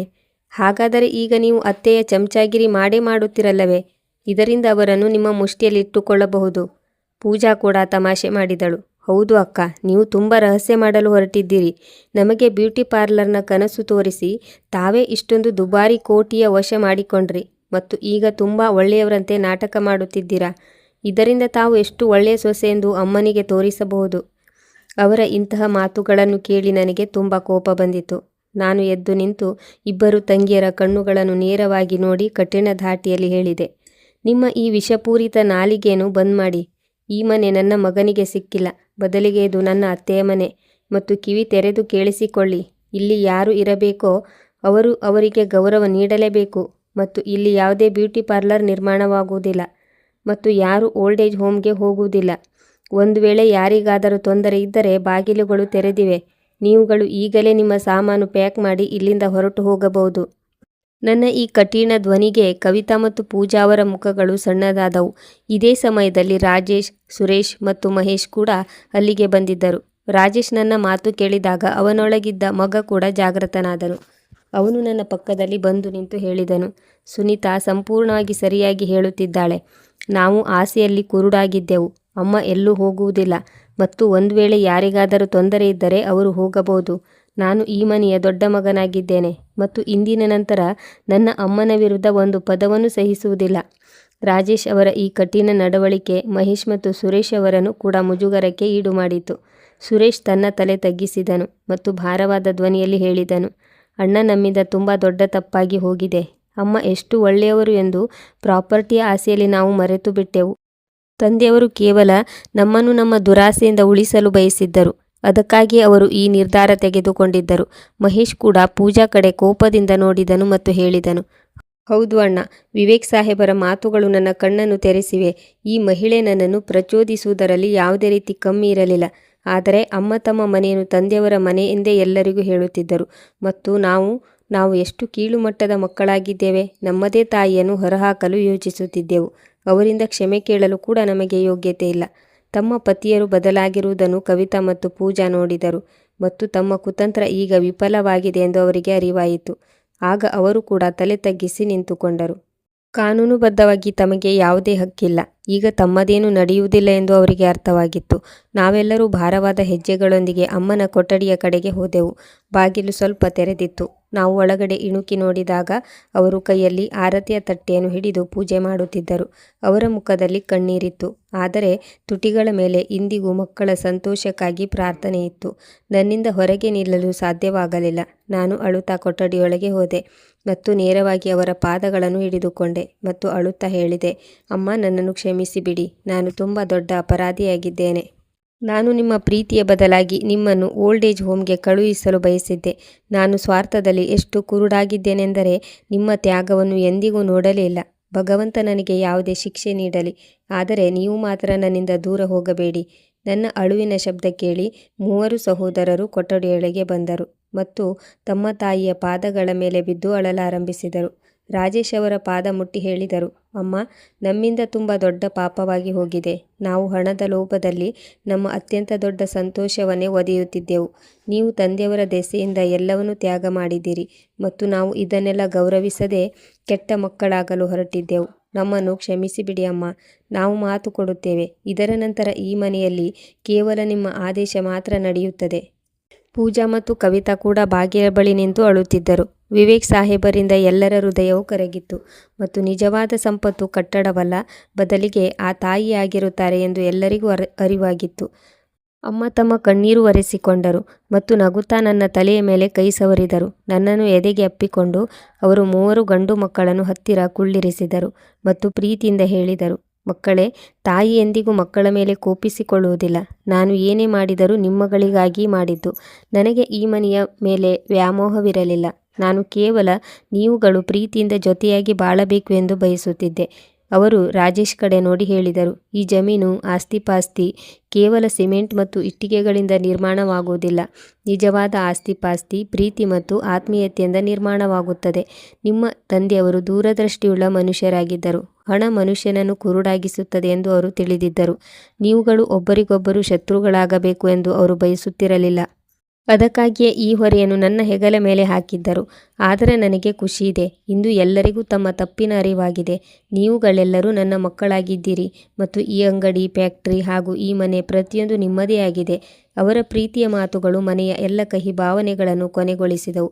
ಮಹೇಶ್ ಮತ್ತು ಸುರೇಶ್ ಮುಂದೆ ಬಂದು ಅಮ್ಮನ ಬಳಿ ಕ್ಷಮೆ ಕೇಳಿದರು ಮತ್ತು ಅಂಗಡಿಯಲ್ಲಿ ಜೊತೆಯಾಗಿ ಕೆಲಸ ಮಾಡುತ್ತೇವೆ ಎಂದು ಮಾತು ಕೊಟ್ಟರು. ಕವಿತಾ ಮತ್ತು ಪೂಜಾ ಕೂಡ ಅವರ ಪಾದ ಹಿಡಿದು ಅಳುತ್ತಾ ತಮ್ಮ ಕೆಟ್ಟ ಕುತಂತ್ರಗಳಿಗಾಗಿ ಕ್ಷಮೆ ಕೇಳಿದರು. ಅಮ್ಮ ಕೂಡ ಮುಕ್ತ ಹೃದಯದಿಂದ ಎಲ್ಲರನ್ನೂ ಕ್ಷಮಿಸಿಬಿಟ್ಟರು. ಅದರ ನಂತರದಿಂದ ಮನೆಯ ನಕ್ಷೆಯೇ ಬದಲಾಯಿತು. ಪೂಜಾ ಮತ್ತು ಕವಿತಾಳ ಅಹಂಕಾರ ಒಡೆಯಿತು ಮತ್ತು ಈಗ ಅವರು ಸಂಪೂರ್ಣವಾಗಿ ಗೌರವದಿಂದ ಇರಲಾರಂಭಿಸಿದರು. ಸಹೋದರರು ಕೂಡ ಜೊತೆಯಾಗಿ ಬಿಸ್ನೆಸ್ ನಿಭಾಯಿಸಿದರು ಮತ್ತು ಏನೇ ಲಾಭ ಬಂದರೂ ಅದನ್ನು ಅಮ್ಮನ ಕೈಗೆ ತಂದು ನೀಡುತ್ತಿದ್ದರು. ಅದರಿಂದ ಅವರು ಮನೆಯ ಜವಾಬ್ದಾರಿಯನ್ನು ನಡೆಸುತ್ತಿದ್ದರು ಮತ್ತು ತಮ್ಮ ಇಷ್ಟದಂತೆ ಬಡವರಿಗೆ ದಾನವನ್ನು ನೀಡುತ್ತಿದ್ದರು. ನಾನು ಕೂಡ ಈಗ ನನ್ನನ್ನು ಬದಲಾಯಿಸಿಕೊಂಡಿದ್ದೆ. ಈಗ ನಾನು ಸೊಸೆಯಂತೆ ಅಲ್ಲ, ಬದಲಿಗೆ ಮಗಳಂತೆ ಅವರ ಕಾಳಜಿ ವಹಿಸುತ್ತಿದ್ದೆ ಮತ್ತು ಆರವಂತು ಎಂದಿನಂತೆ ತನ್ನ ಅಜ್ಜಿಯನ್ನು ತುಂಬ ಪ್ರೀತಿಸುತ್ತಿದ್ದನು. ನಿನ್ನೆಯವರೆಗೆ ಲೋಭಕ್ಕೆ ಸಾಕ್ಷಿಯಾಗಿದ್ದ ಆ ಮನೆಯ ಗೋಡೆಗಳು ಇಂದು ಪ್ರೀತಿ ಮತ್ತು ಭರವಸೆಯಿಂದ ಹೊಳೆಯುತ್ತಿದ್ದವು. ನಮಗೆ ಜೀವನದ ಅತ್ಯಂತ ದೊಡ್ಡ ಪಾಠ ಸಿಕ್ಕಿತು. ಪ್ರಪಂಚದ ಯಾವುದೇ ಪ್ರಾಪರ್ಟಿ ನಮ್ಮ ಹಿರಿಯರ ಆಶೀರ್ವಾದಕ್ಕಿಂತ ಹೆಚ್ಚು ಬೆಲೆ ಬಾಳುವಂಥದ್ದಾಗಿರಲು ಸಾಧ್ಯವಿಲ್ಲ. ಯಾವ ಜನರು ತಮ್ಮದೆಲ್ಲವನ್ನು ಕಳೆದುಕೊಂಡರೂ ಸಹ ನಮ್ಮ ಸಂತೋಷಕ್ಕಾಗಿ ಪ್ರಾರ್ಥಿಸುತ್ತಾರೋ ಅವರೇ ನಮ್ಮ ಅತ್ಯಂತ ದೊಡ್ಡ ಸಂಪತ್ತಾಗಿರುತ್ತಾರೆ. ಸ್ನೇಹಿತರೆ, ಮನುಷ್ಯ ಯಾವಾಗ ಲೋಭ, ಸಂಪತ್ತು ಮತ್ತು ತನ್ನ ಸ್ವಾರ್ಥದಲ್ಲಿ ಕುರುಡಾಗುತ್ತಾನೋ ಆಗ ಅವನು ಆ ಸಂಬಂಧಗಳ ಬೆಲೆಯನ್ನು ಮರೆತು ಬಿಡುತ್ತಾನೆ. ಮತ್ತು ಕೆಲವೊಮ್ಮೆ ನಮಗೆ ತಂದೆ ತಾಯಿಯ ನಿಜವಾದ ಪ್ರಾಮುಖ್ಯತೆ ತುಂಬ ತಡವಾಗಿ ಅರ್ಥವಾಗುತ್ತದೆ. ಆಗ ಕಾಲ ಮಿಂಚಿ ಹೋಗಿರುತ್ತದೆ. ಸ್ನೇಹಿತರೆ, ಒಂದು ವೇಳೆ ನಿಮಗೆ ಈ ಕತೆ ಇಷ್ಟವಾಗಿದ್ದರೆ ಪ್ಲೀಸ್ ಕಮೆಂಟ್ ಮಾಡಿ ಖಂಡಿತ ತಿಳಿಸಿ. ಈ ವಿಡಿಯೋವನ್ನು ಲೈಕ್ ಮಾಡಿ, ಶೇರ್ ಮಾಡಿ ಮತ್ತು ಹೈಪ್ ನೀಡಿ. ಜೊತೆಗೆ ಚಾನೆಲ್ ಸಬ್ಸ್ಕ್ರೈಬ್ ಮಾಡಲು ಮರೆಯಬೇಡಿ. ಮತ್ತು ಈ ಕತೆ ಕೇವಲ ಮನರಂಜನೆ, ಭಾವನಾತ್ಮಕ ಪ್ರಸ್ತುತಿ ಮತ್ತು ಸಾಮಾಜಿಕ ಸಂದೇಶ ನೀಡುವ ಉದ್ದೇಶದಿಂದ ಬರೆಯಲಾದ ಒಂದು ಕಾಲ್ಪನಿಕ ರಚನೆಯಾಗಿದೆ. ಕಥೆಯ ಎಲ್ಲ ಪಾತ್ರಗಳು, ಘಟನೆಗಳು, ಸ್ಥಳಗಳು ಮತ್ತು ಸಂವಾದಗಳು ಲೇಖಕನ ಕಲ್ಪನೆಯ ಆಧಾರದ ಮೇಲಿವೆ. ಇದರ ಉದ್ದೇಶ ಯಾವುದೇ ವ್ಯಕ್ತಿ, ಕುಟುಂಬ, ಸಂಸ್ಥೆ ಅಥವಾ ಸಮುದಾಯದ ಭಾವನೆಗಳಿಗೆ ಧಕ್ಕೆ ತರುವುದಲ್ಲ. ಒಂದು ವೇಳೆ ಯಾವುದೇ ನೈಜ ಘಟನೆ ಅಥವಾ ವ್ಯಕ್ತಿಯೊಂದಿಗೆ ಯಾವುದೇ ಹೋಲಿಕೆ ಕಂಡುಬಂದರೆ ಅದನ್ನು ಕೇವಲ ಕಾಕತಾಳೀಯ ಎಂದು ಪರಿಗಣಿಸಬೇಕು. ಕಥೆಯ ಮುಖ್ಯ ಉದ್ದೇಶ ಕೌಟುಂಬಿಕ ಮೌಲ್ಯಗಳು, ಹಿರಿಯರ ಗೌರವ ಮತ್ತು ಸಂಬಂಧಗಳ ಪ್ರಾಮುಖ್ಯತೆಯನ್ನು ಎತ್ತಿ ಹಿಡಿಯುವುದಾಗಿದೆ. ಧನ್ಯವಾದಗಳು.